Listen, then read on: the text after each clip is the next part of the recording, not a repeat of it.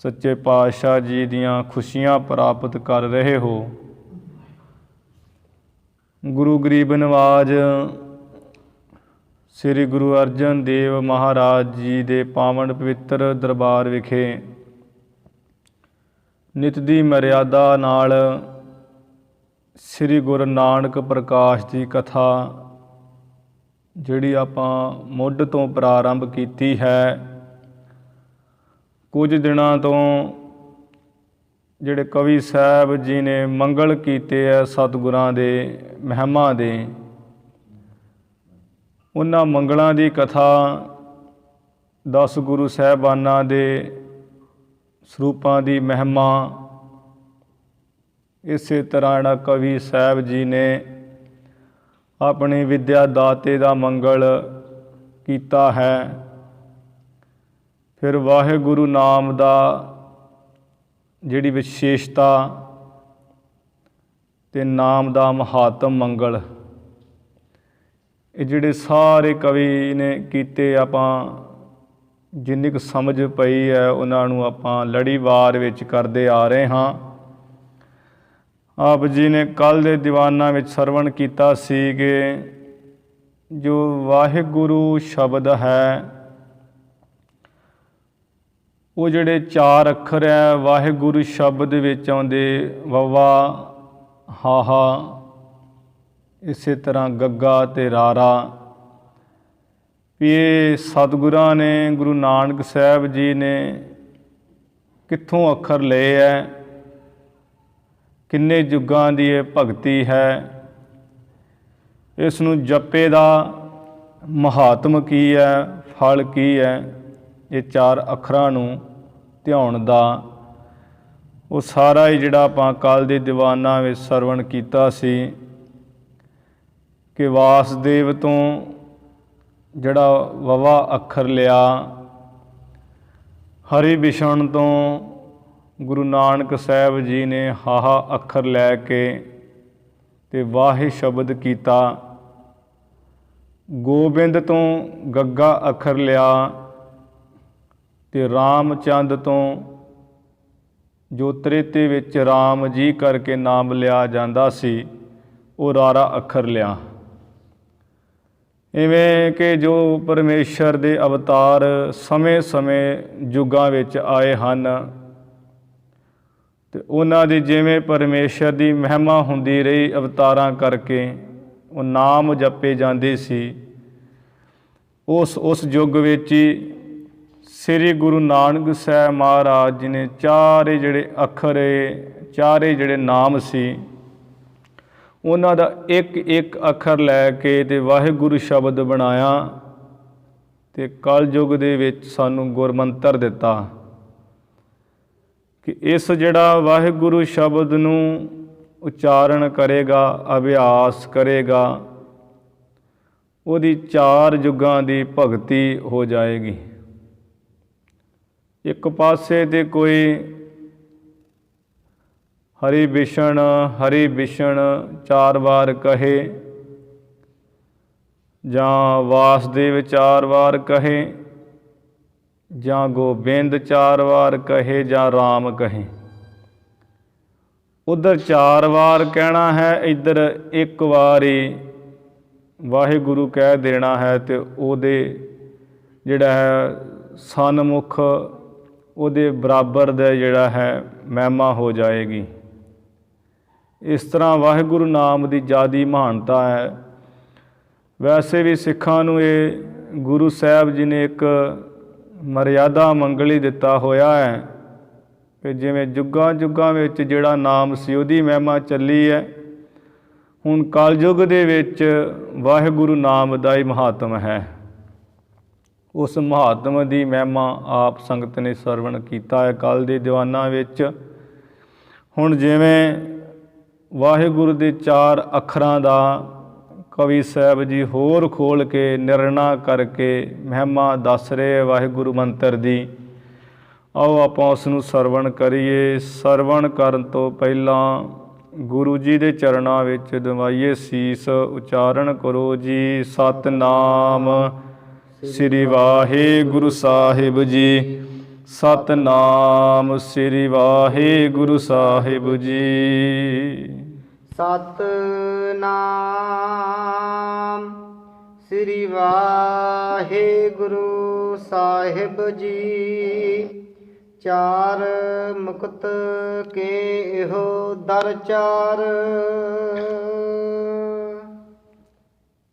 ਵੀ ਇਹ ਜਿਹੜਾ ਵਾਹਿਗੁਰੂ ਸ਼ਬਦ ਹੈ ਇਹਦੇ ਵਿੱਚ ਚਾਰ ਅੱਖਰ ਆਉਂਦੇ ਹੈ, ਵਾਵਾ, ਹਾਹਾ, ਗੱਗਾ, ਰਾਰਾ।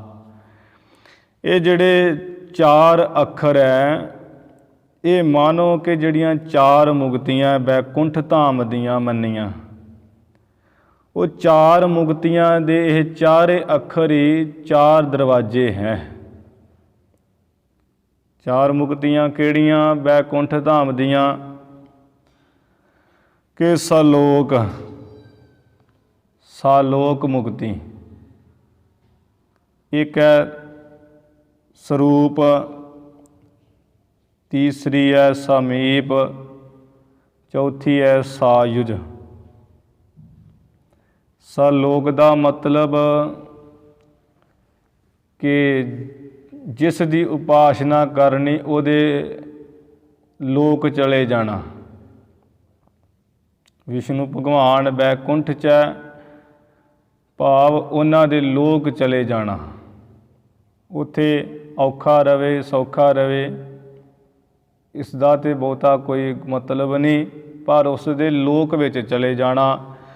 ਜਿਵੇਂ ਕੋਈ ਚੰਡੀਗੜ੍ਹ ਰਹਿੰਦਾ ਹੋਵੇ, ਉਹ ਚੰਡੀਗੜ੍ਹ ਵਿੱਚ ਜਾ ਕੇ ਦੂਜਾ ਮਿੱਤਰ ਉਹਦਾ ਘਰ ਪਾ ਲੇ, ਉਹ ਉਹਦੇ ਲੋਕ 'ਚ ਤੇ ਚਲਿਆ ਗਿਆ ਹੈ। ਭਾਵੇਂ ਉਹ ਔਖਾ ਰਹਿੰਦਾ ਸੌਖਾ ਰਹਿੰਦਾ, ਇਹ ਸਹੂਲਤ ਕੋਈ ਨਹੀਂ। ਇਹ ਸਾਲੋਕ ਮੁਕਤੀ। ਦੂਸਰੀ ਮੁਕਤੀ ਸਾਰੂਪ ਮੁਕਤੀ, ਭਾਵ ਜਿਸ ਦੀ ਉਪਾਸਨਾ ਕਰਨੀ ਉਹਦਾ ਹੀ ਰੂਪ ਮਿਲ ਜਾਣਾ, ਉਹੋ ਜਿਹਾ ਰੂਪ ਹੋ ਜਾਣਾ। ਜਿਵੇਂ ਨਾਰਦ ਭਗਤ ਜੀ ਵੀ ਇੱਕ ਵਾਰ ਉਹ ਸਰੂਪ ਮੰਗਿਆ ਸੀ ਆਪਣਾ ਕਿ ਮੈਨੂੰ ਆਪਣਾ ਸਰੂਪ ਦੇ ਦਿਓ ਵਿਸ਼ਨੂੰ ਭਗਵਾਨ ਨੂੰ, ਅਤੇ ਜਦੋਂ ਦੇ ਦਿੱਤਾ ਸੀ ਅਤੇ ਫਿਰ ਉਹ ਬੜਾ ਜਿਹੜਾ ਹੈ ਪਵਾੜਾ ਪਿਆ ਸੀ। ਮਤਲਬ ਜਿਸ ਦੀ ਉਪਾਸਨਾ ਕਰਨੀ ਉਹਦਾ ਹੀ ਰੂਪ ਹੋ ਜਾਣਾ, ਉਹ ਜਿਹਾ ਰੂਪ ਉਸ ਦਾ ਹੋ ਜਾਣਾ ਜਿਹਨੇ ਉਪਾਸਨਾ ਕੀਤੀ। ਇਹ ਸਰੂਪ ਮੁਕਤੀ। ਤੀਸਰੀ ਹੈ ਸਮੀਪ, ਭਾਵ ਬੈਕੁੰਠ ਵਿੱਚ ਚਲੇ ਜਾਣਾ ਅਤੇ ਨੇੜੇ ਨੇੜੇ ਰਹਿਣਾ, ਭਾਵ ਲਾਗੇ ਲਾਗੇ ਸੇਵਾਦਾਰ ਬਣ ਕੇ ਰਹਿਣਾ ਜਿਸ ਦੀ ਉਪਾਸਨਾ ਕੀਤੀ ਹੋਈ ਹੈ। ਅਤੇ ਇਹ ਜਿਹੜੀਆਂ ਮੁਕਤੀਆਂ ਹੈ ਇਹ ਤਾਂ ਹੈ ਬੈਕੁੰਠ ਧਾਮ ਦੀਆਂ ਗ੍ਰੰਥਾਂ ਵਿੱਚ ਲਿਖੀਆਂ ਹੋਈਆਂ, ਭਾਵ ਕਿ ਵਿਸ਼ਨੂੰ ਭਗਤੀ ਕੀਤੀ ਅਤੇ ਨੇੜੇ ਚਲੇ ਜਾਣਾ। ਪਰ ਜੋ ਕੁਝ ਉਹ ਵਿਸ਼ਨੂੰ ਭਗਵਾਨ ਕੋ ਹੈ ਉਹ ਨਾ ਪ੍ਰਾਪਤ ਹੋਣਾ, ਬਸ ਨੇੜੇ ਨੇੜੇ ਉਹ ਚਾਕਰ ਬਣ ਕੇ ਤੇ ਰਹਿਣਾ। ਚੌਥੀ ਹੈ ਸਾਯੁਜ, ਭਾਵ ਜਿਸ ਦੀ ਉਪਾਸਨਾ ਕੀਤੀ ਉਸ ਨਾਲ ਮਿਲਾਪ ਹੋ ਜਾਣਾ, ਮੇਲ ਹੋ ਜਾਣਾ, ਬਹਿ ਕੇ ਵਿਚਾਰ ਵਟਾਂਦਰਾ ਕਰਨਾ, ਵਿਚਾਰ ਕਰਨੀ, ਇਹ ਮਿਲਾਪ ਮਿਲ ਜਾਣਾ, ਇਹ ਸਾਯੁਜ ਮੁਕਤੀ ਹੈ। ਪਰ ਮਤਲਬ ਅਭੇਦ ਨਹੀਂ ਹੋਇਆ। ਜਿਹੜਾ ਵਾਹਿਗੁਰੂ ਨਾਮ ਹੈ ਇਹ ਤਾਂ ਕੇਵਲੇ ਮੁਕਤੀ ਬਖਸ਼ਣ ਵਾਲਾ ਹੈ, ਭਾਵ ਪਰਮੇਸ਼ਰ ਦਾ ਰੂਪ ਹੀ ਕਰ ਦੇਣ ਵਾਲਾ ਹੈ। ਹਰ ਕਾ ਸੇਵਕ ਸੋ ਹਰਿ ਜਿਹਾ, ਉਹ ਮੁਕਤੀ ਬਖਸ਼ਣ ਵਾਲਾ ਜਿਹੋ ਜਿਹਾ ਪਰਮੇਸ਼ਰ, ਅਤੇ ਉਹਦੇ ਵਿੱਚ ਹੀ ਆਪਣੀ ਜੋਤ ਲੀਨ ਕਰ ਦੇਣੀ। ਜਿਵੇਂ ਸਮੁੰਦਰ ਦੇ ਵਿੱਚ ਲਹਿਰਾਂ ਸਮਾ ਜਾਂਦੀਆਂ, ਉਹ ਕੇਵਲੇ ਮੁਕਤੀ। ਇਵੇਂ ਇਹ ਜਿਹੜੇ ਚਾਰ ਅੱਖਰ ਵਾਹਿਗੁਰੂ ਸ਼ਬਦ ਦੇ, ਇਹ ਚਾਰੇ ਮੁਕਤੀਆਂ ਦੇ ਚਾਰ ਹੀ ਜਿਹੜੇ ਹੈ ਦਰਵਾਜ਼ੇ ਹਨ, ਭਾਵ ਉਹਨਾਂ ਦਰਵਾਜ਼ਿਆਂ ਦੇ ਵਿੱਚ ਦੀ ਵੀ ਲੰਘ ਕੇ ਅਤੇ ਪਾਰ ਜਿਹੜਾ ਪਰਮ ਪਦ ਹੈ ਉਸ ਨੂੰ ਬਖਸ਼ ਦੇਣ ਵਾਲਾ ਹੈ ਵਾਹਿਗੁਰੂ ਦਾ ਨਾਮ। ਇਵੇਂ ਚਾਰ ਮੁਕਤ ਕੇ ਇਹੋ ਦਰ ਚਾਰ, ਜਿਹੜੀਆਂ ਚਾਰ ਮੁਕਤੀਆਂ ਹੈ ਬੈਕੁੰਠ ਧਾਮ ਦੀਆਂ ਮੰਨੀਆਂ ਗਈਆਂ। ਇਹ ਵਾਹਿਗੁਰੂ ਦੇ ਜਿਹੜੇ ਚਾਰ ਸ਼ਬਦ ਦੇ ਅੱਖਰ ਹੈ, ਇਹ ਤਾਂ ਦਰਵਾਜ਼ੇ ਹਨ। ਕਿਦੋਂ ਵਿਸਨ ਕੀ ਹੈ ਪੁਜ ਚਾਰ। ਤੇ ਜਾਂ ਫਿਰ ਇਹ ਜੋ ਵਿਸ਼ਨੂੰ ਭਗਵਾਨ ਹੈ ਉਹਦੀਆਂ 4 ਬਾਹਾਂ ਹੈ, ਵਾਹਿਗੁਰੂ ਦੇ ਸ਼ਬਦ ਦੇ 4 ਅੱਖਰ। ਜਿਵੇਂ ਵਿਸ਼ਨੂੰ ਭਗਵਾਨ ਦੇ 4 ਬਾਹਾਂ ਹੈ, ਇੱਕ ਵਿੱਚ ਸ਼ੰਖ ਹੈ। ਸ਼ੰਖ ਦਾ ਮਤਲਬ ਜਿਹੜਾ ਸ਼ੰਖ ਧਾਰਨ ਕੀਤਾ ਉਹ ਕਾਹਦੇ ਵਾਸਤੇ ਕਿ ਸੁੱਤੀਆਂ ਜਿਹੜੀਆਂ ਰੂਹਾਂ ਹੈ ਉਹਨਾਂ ਨੂੰ ਬੰਦਗੀ ਵਿੱਚ ਜਗਾਉਣ ਵਾਸਤੇ ਸ਼ੰਖ ਫੜਿਆ ਹੈ ਵਿਸ਼ਨੂੰ ਭਗਵਾਨ ਨੇ। ਦੂਸਰਾ ਚਿੰਨ੍ਹ ਹੈ ਸੁਦਰਸ਼ਨ ਚੱਕਰ, ਭਾਵ ਵੈਰੀ ਜਿਹੜਾ ਹੈ, ਵੈਰੀ ਦੈਂਤ, ਉਹਨਾਂ ਨੂੰ ਦੂਰੋਂ ਮਾਰਨ ਵਾਲਾ ਸ਼ਸਤਰ ਸੁਦਰਸ਼ਨ ਚੱਕਰ। ਤੀਸਰੇ ਹੱਥ ਵਿੱਚ ਹੈ ਗਦਾ, ਜਿਹਨੂੰ ਗੁਰਜ ਵੀ ਕਿਹਾ ਜਾਂਦਾ ਹੈ। ਉਹ ਨੇੜੇ ਜਿਹੜਾ ਕੋਈ ਵੈਰੀ ਆਵੇ ਤੇ ਉਹਨੂੰ ਖਤਮ ਕਰਨ ਵਾਸਤੇ ਗਦਾ ਧਾਰਨ ਕੀਤਾ ਤੀਸਰੇ ਹੱਥ ਵਿੱਚ। ਤੇ ਚੌਥਾ ਜਿਹੜਾ ਸ਼ਸਤਰ ਜਿਹੜਾ ਹੈ ਉਹ ਪਦਮ ਕਵਲ ਫੁੱਲ ਵਿਸ਼ਨੂੰ ਭਗਵਾਨ ਨੇ ਧਾਰਨ ਕੀਤਾ ਹੈ, ਸੁਖ ਵਾਸਤੇ ਤੇ ਮੰਗਲ ਵਾਸਤੇ। ਸੁਖ ਮੰਗਲ ਦਾ, ਸ਼ਾਂਤੀ ਦਾ, ਆਨੰਦ ਦਾ ਉਹ ਚਿੰਨ੍ਹ ਹੈ। ਇਵੇਂ ਵਾਹਿਗੁਰੂ ਜਿਹੜਾ ਨਾਮ ਹੈ, ਵਾਹਿਗੁਰੂ ਨਾਮ ਦੇ ਜਿਹੜੇ 4 ਅੱਖਰ ਹੈ, ਮਾਨੋ ਵਿਸ਼ਨੂੰ ਭਗਵਾਨ ਦੀਆਂ 4 ਬਾਹਾਂ ਹੈ। ਜਿਵੇਂ ਉੱਧਰੋਂ 4 ਕੰਮ ਕਰਦੇ ਆ, ਚਾਰੇ ਚੀਜ਼ਾਂ, ਐਵੇਂ ਵਾਹਿਗੁਰੂ ਜਿਹੜਾ ਨਾਮ ਹੈ, ਜਿਹੜੀ ਸੁੱਤੀ ਸੁਰਤ ਹੈ, ਜਿਹੜੀ ਸੁਰਤ ਜੁੜਦੀ ਨਹੀਂ ਤੇ ਸੁੱਤੀ ਪਈ ਹੈ ਅਗਿਆਨ ਵਿੱਚ, ਉਸ ਨੂੰ ਜਾਗਰਤ ਦੇਣ ਦਾ ਇਹ ਕੰਮ ਕਰਦਾ ਹੈ ਵਾਹਿਗੁਰੂ ਨਾਮ। ਫਿਰ ਦੂਸਰਾ, ਜਿਵੇਂ ਉੱਧਰ ਚੱਕਰ ਸੁਦਰਸ਼ਨ ਚੱਕਰ ਹੈ ਵੀ ਵੈਰੀ ਨੂੰ ਨੇੜੇ ਢੁਕਣ ਦੇਣ ਵਾਲਾ, ਦੂਰੋਂ ਹੀ ਮਾਰ ਦੇਣ ਵਾਲਾ ਸੁਦਰਸ਼ਨ ਚੱਕਰ। ਇੱਧਰ ਵਾਹਿਗੁਰੂ ਨਾਮ ਸੁਦਰਸ਼ਨ ਚੱਕਰ ਦਾ ਇਹ ਕੰਮ ਕਰਦਾ ਹੈ, ਜਿਹੜੇ ਕਾਮ, ਕ੍ਰੋਧ, ਲੋਭ, ਮੋਹ, ਹੰਕਾਰ ਹੈ ਅੰਦਰ ਜਿਹੜੇ ਵੈਰੀ ਹੈ, ਇਹਨਾਂ ਵੈਰੀਆਂ ਨੂੰ ਨੇੜੇ ਨਹੀਂ ਢੁਕਣ ਦਿੰਦਾ। ਇਵੇਂ ਸੁਦਰਸ਼ਨ ਚੱਕਰ ਦਾ ਵਾਹਿਗੁਰੂ ਨਾਮ ਕੰਮ ਕਰਦਾ ਹੈ। ਤੀਸਰਾ, ਜਿਵੇਂ ਉੱਧਰ ਗਦਾ ਹੈ ਵਿਸ਼ਨੂੰ ਭਗਵਾਨ ਦੇ ਹੱਥ ਵਿੱਚ ਕਿ ਨੇੜੇ ਦੇ ਵੈਰੀ ਨੂੰ ਮਾਰਨ ਵਾਸਤੇ, ਇਵੇਂ ਜਿਹੜੇ ਅੰਦਰ ਬੁਰੇ ਸੰਸਕਾਰ ਹੈ, ਜਿਹੜੇ ਮਨ ਵਿੱਚ ਬੁਰੇ ਸੰਸਕਾਰ ਹੈ ਜਨਮਾਂ ਜਨਮਾਂਤਰਾਂ ਦੇ, ਜਿਹੜੇ ਭਗਤੀ ਵਿੱਚ ਜੋੜਨ ਨਹੀਂ ਦਿੰਦੇ, ਉਹਨਾਂ ਨੂੰ ਮਾਰਨ ਵਿੱਚ, ਉਹਨਾਂ ਨੂੰ ਖਤਮ ਕਰਨ ਵਿੱਚ ਵਾਹਿਗੁਰੂ ਦਾ ਨਾਮ ਗਦਾ ਦਾ ਕੰਮ ਕਰਦਾ ਹੈ, ਬੁਰੇ ਸੰਸਕਾਰਾਂ ਨੂੰ ਖਤਮ ਕਰਨ ਦੇ ਵਿੱਚ। ਚੌਥਾ ਜਿਹੜਾ ਹੈ ਵਾਹਿਗੁਰੂ ਦਾ ਨਾਮ ਹੈ ਸ਼ਾਂਤੀ, ਸੁਖ, ਮੰਗਲ, ਆਨੰਦ ਤੇ ਪਰਮ ਪਦਵੀ, ਪਦਮਦੀ ਨਿਆਈ, ਭਾਵ ਪਦਮ ਕੀ ਹੈ ਸੁਖ ਸ਼ਾਂਤੀ ਆਨੰਦ, ਤੇ ਸੁਖ ਸ਼ਾਂਤੀ ਆਨੰਦ ਕਿਹਦੇ ਵਿੱਚ ਹੈ? ਪਰਮ ਪਦ ਵਿੱਚ, ਉੱਚ ਪਦਵੀ ਵਿੱਚ। ਉੱਚ ਪਦਵੀ ਬਖਸ਼ਣ ਵਾਲਾ ਹੈ ਵਾਹਿਗੁਰੂ ਦਾ ਨਾਮ। ਇਵੇਂ ਜਿਹੜੇ 4 ਅੱਖਰ ਹੈ ਬੜੇ ਸੁੰਦਰ ਵਾਹਿਗੁਰੂ ਸ਼ਬਦ ਦੇ, ਉਹ ਵਿਸ਼ਨੂੰ ਭਗਵਾਨ ਦੀਆਂ ਇਵੇਂ 4 ਬਾਹਾਂ, 4 ਬਾਹਾਂ ਵਾਂਗ ਇਹ ਕੰਮ ਕਰਦੇ ਹੈ। 4 ਪਦੇਸ਼ ਚੱਕ ਜੇ 4।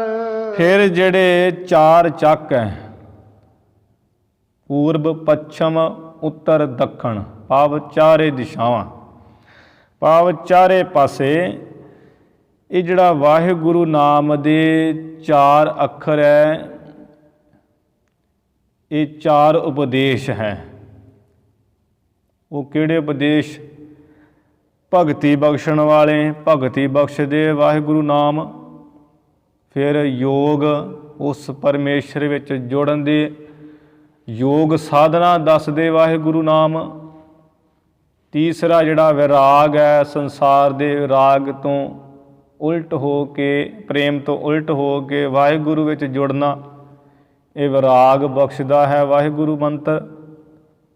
ਇਹ ਜਿਹੜੇ 4 ਅੱਖਰ ਹੈ। ਫਿਰ ਇਸੇ ਤਰ੍ਹਾਂ ਹੀ ਜਿਹੜਾ ਹੈ ਸਾਧ ਸੰਗਤ ਜੀ ਬ੍ਰਹਮ ਗਿਆਨ, ਵਾਹਿਗੁਰੂ ਸ਼ਬਦ ਦੇ 4 ਅੱਖਰ ਬ੍ਰਹਮ ਗਿਆਨ ਬਖਸ਼ਦੇ ਹੈ।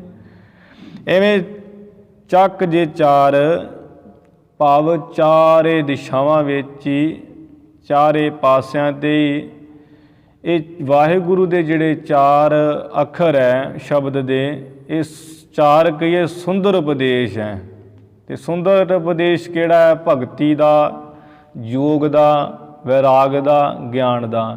ਇਵੇਂ ਮਹਾਨ ਹੈ ਵਾਹਿਗੁਰੂ ਦੇ ਜਿਹੜੇ ਨਾਮ ਦੇ ਚਾਰੇ ਅੱਖਰ ਆ ਸੁੰਦਰ ਉਪਦੇਸ਼ ਹੈ। ਚੌਵੇਂ ਚੱਕਾਂ ਦੇ ਵਿੱਚ ਚਾਰ ਅਵਸਥਾ ਮਹਿ ਸੁਖਕਾਰ। ਫਿਰ ਇਹ ਵਾਹਿਗੁਰੂ ਜਿਹੜਾ ਨਾਮ ਦੇ ਚਾਰ ਅੱਖਰ ਹੈ, ਚਾਰੇ ਅਵਸਥਾ ਦੇ ਵਿੱਚ ਹੀ ਸੁਖ ਕਰਨ ਵਾਲੇ ਹੈ। ਕੋਈ ਬਚਪਨ 'ਚ ਲਹੇ, ਬਾਲਕ ਪੁਣੇ 'ਚ ਤਾਂ ਵੀ ਸੁਖ ਕਰਨ ਵਾਲੇ ਹੈ।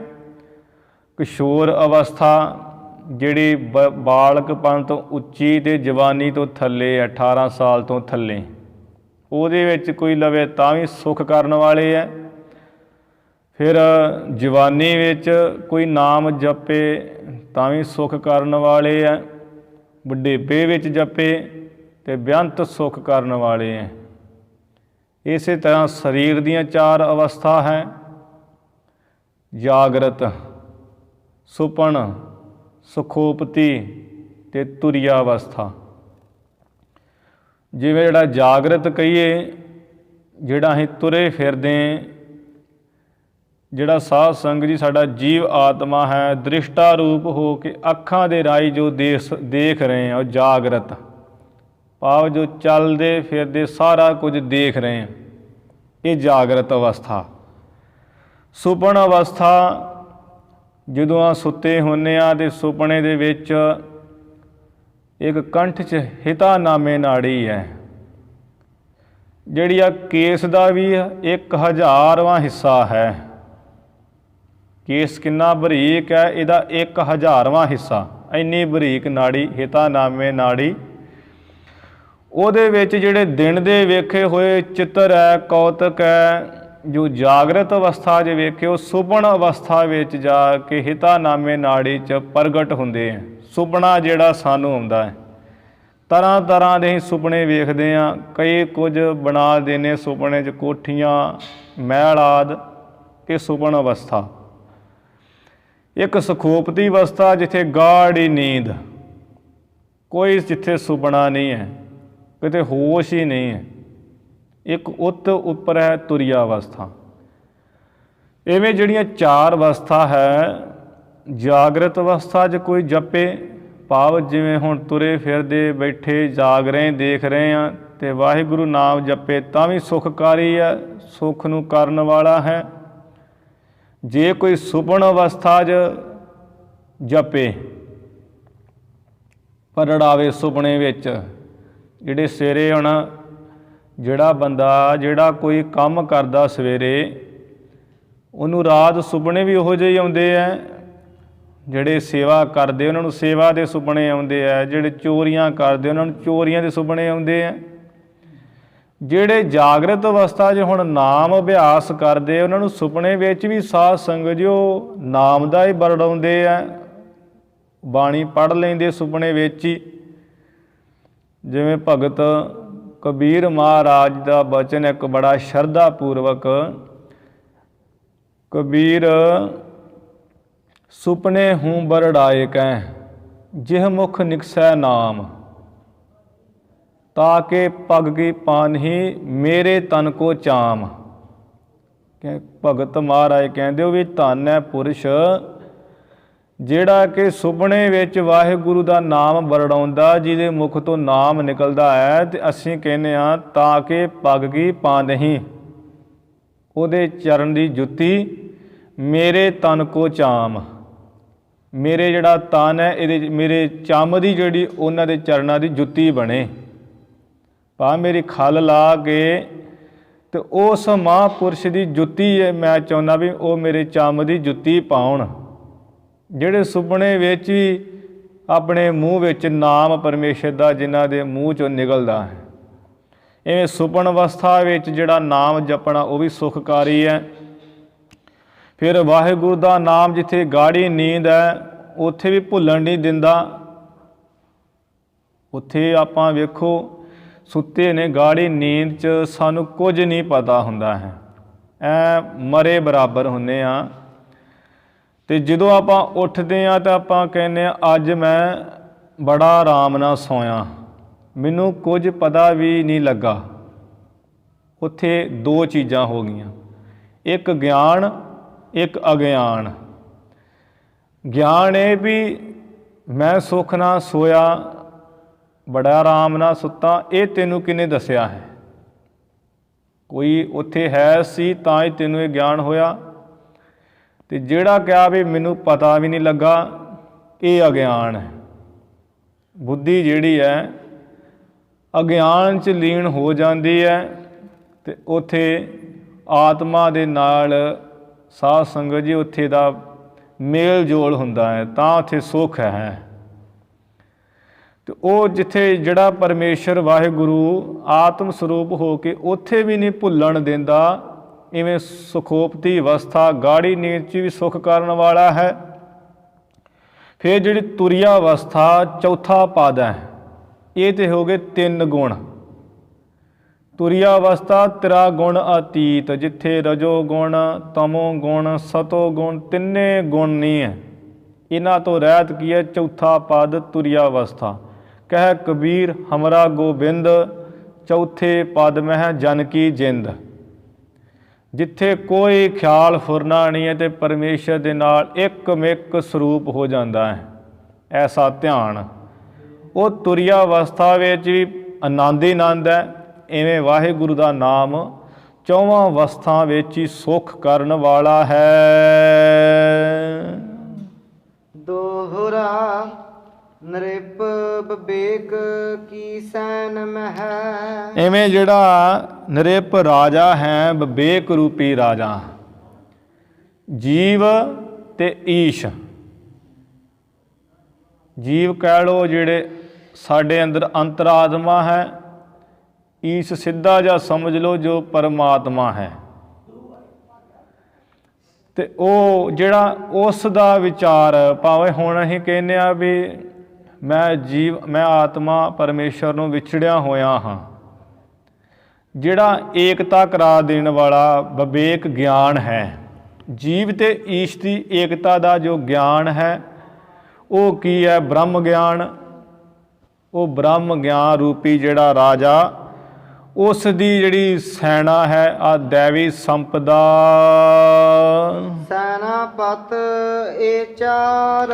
ਇਹ ਜਿਹੜੇ ਵਾਹਿਗੁਰੂ ਨਾਮ ਦੇ 4 ਅੱਖਰ ਹੈ, ਇਹ ਵਿਵੇਕ ਜਿਹੜਾ ਰਾਜਾ ਬ੍ਰਹਮ ਗਿਆਨ ਹੈ, ਉਸ ਦਾ ਸੈਨਾਪਤੀ ਇਹ 4 ਅੱਖਰ। ਭਾਵ ਫੌਜ ਦੇ ਪਤੀ ਹੈ, ਕਮਾਂਡਰ ਹੈ ਮੇਨ, ਵਾਹਿਗੁਰੂ ਨਾਮ ਦੇ 4 ਅੱਖਰ।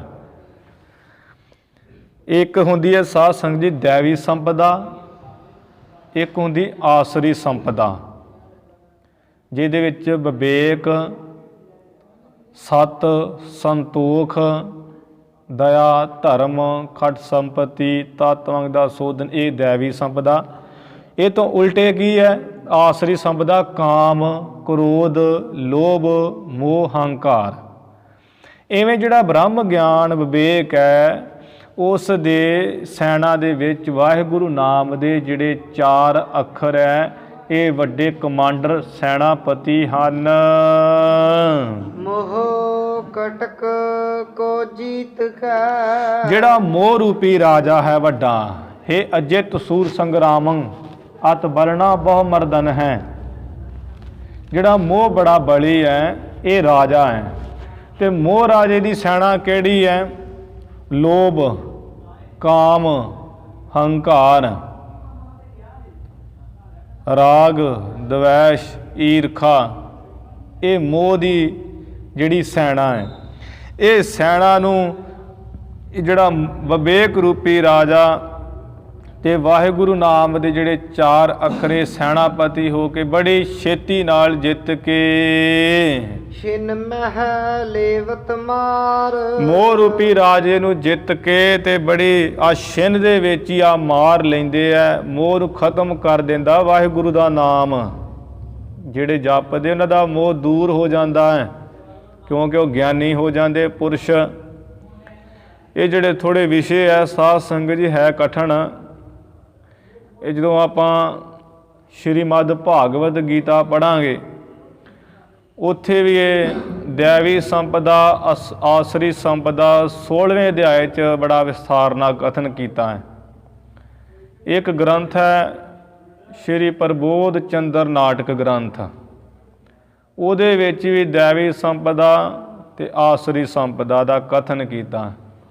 ਦੈਵੀ ਸੰਪਦਾ ਜਿਹੜੇ ਸ਼ੁਭ ਗੁਣ ਹੈ ਅਤੇ ਆਸਰੀ ਸੰਪਦਾ ਜਿਹੜੇ ਮਾੜੇ ਗੁਣ, ਭਾਵ ਇੱਕ ਤਾਂ ਹੈ ਦੈਂਤ ਅਤੇ ਇੱਕ ਹੈ ਦੇਵਤਾ।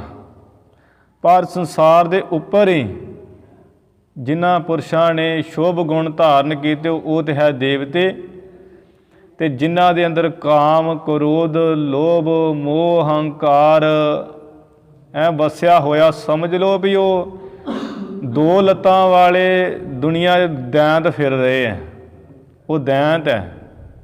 ਇਸ ਤਰ੍ਹਾਂ ਇਹ ਜਿਹੜਾ ਵਾਹਿਗੁਰੂ ਦਾ ਨਾਮ ਹੈ ਬ੍ਰਹਮ ਗਿਆਨ ਦਾ ਜਿਹੜਾ ਸੈਨਾਪਤੀ ਹੈ, 4 ਅੱਖਰ ਮੋਹ ਰੂਪੀ ਜਿਹੜੀ ਫੌਜ ਹੈ, ਮੋਹ ਰਾਜੇ ਦੀ ਜਿਹੜੀ ਸੈਨਾ ਹੈ, ਕਾਮ ਕ੍ਰੋਧ, ਉਹਨਾਂ ਨੂੰ ਜਿੱਤ ਕੇ ਆ ਬੜੀ ਛੇਤੀ ਮਾਰ ਲੈਣ ਵਾਲੇ। ਇਸ ਤਰ੍ਹਾਂ ਵਾਹਿਗੁਰੂ ਨਾਮ ਮਹਾਨ ਹੈ। ਚੌਪਈ ਪ੍ਰੇਮ ਭਗਤ ਕੇ ਭੂਖਣ ਚਾਰ। ਇਸ ਤਰ੍ਹਾਂ ਫਿਰ ਜਿਹੜੀ ਪ੍ਰੇਮਾ ਭਗਤੀ ਹੈ ਵਾਹਿਗੁਰੂ ਦੀ, ਜਿਹੜੀ ਪ੍ਰੇਮ ਨਾਲ ਭਗਤੀ ਕਰਨੀ ਹੈ, ਇਹ ਮਾਨੋ ਇੱਕ ਦੇਵੀ ਹੈ, ਕਿਉਂਕਿ ਨਾਮ ਹੈ ਨਾ ਪ੍ਰੇਮਾ ਭਗਤੀ। ਇਹ ਮਾਨੋ ਇੱਕ ਦੇਵੀ ਹੈ, ਸੁੰਦਰ ਦੈਵੀ ਗੁਣਾਂ ਵਾਲੀ ਇਸਤਰੀ ਹੈ। ਪ੍ਰੇਮਾ ਭਗਤੀ ਦੇ ਤੇ ਇਹ ਜਿਹੜੇ ਵਾਹਿਗੁਰੂ ਨਾਮ ਦੇ 4 ਅੱਖਰ ਹੈ, ਮਾਨੋ ਸੁੰਦਰ ਗਹਿਣਾ ਹੈ। 4 ਗਹਿਣੇ ਹਨ, 4 ਗਹਿਣੇ ਵਿਦਵਾਨਾਂ ਨੇ ਉਂਝ ਮੰਨੇ ਹੈ, ਜਿਹੜੇ ਆਪਾਂ ਵੇਖਦੇ ਆਉਂਦੇ ਹਾਂ। ਇੱਕ ਤੇ ਗਹਿਣੇ ਹੈ ਅਰੂਪੇ ਗਹਿਣੇ।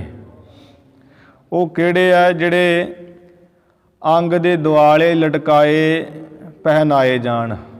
ਅੰਗ ਕੀ ਹੈ? ਜਿਵੇਂ ਗਲ ਹੈ, ਗਲ ਵਿੱਚ ਮਾਲਾ ਪਾਈਦੀ ਹੈ, ਹਾਰ ਪਾਈਦਾ ਹੈ, ਕੰਠੀ ਪਾਈਦੀ ਹੈ, ਜੰਜੀਰੀ, ਕੈਂਠਾ, ਇਹ ਲਟਕਾ ਕੇ ਪਾਏ ਜਾਂਦੇ ਆ ਅੰਗ ਦੇ ਵਿੱਚ। ਗਲ 'ਚ ਪਾ ਲਈਏ ਤੇ ਥਾਂ ਲਮਕੇ ਹੁੰਦੇ। ਇਹ ਅਰੂਪੇ ਗਹਿਣੇ। ਅਤੇ ਇੱਕ ਹੈ ਕਸ਼ੇਪੇ ਗਹਿਣੇ। ਕਸ਼ੇਪ ਉਹ ਕਿਹੜੇ ਆ? ਜਿਨ੍ਹਾਂ ਵਿੱਚ ਕੋਈ ਅੰਗ ਪਾਇਆ ਜਾਵੇ,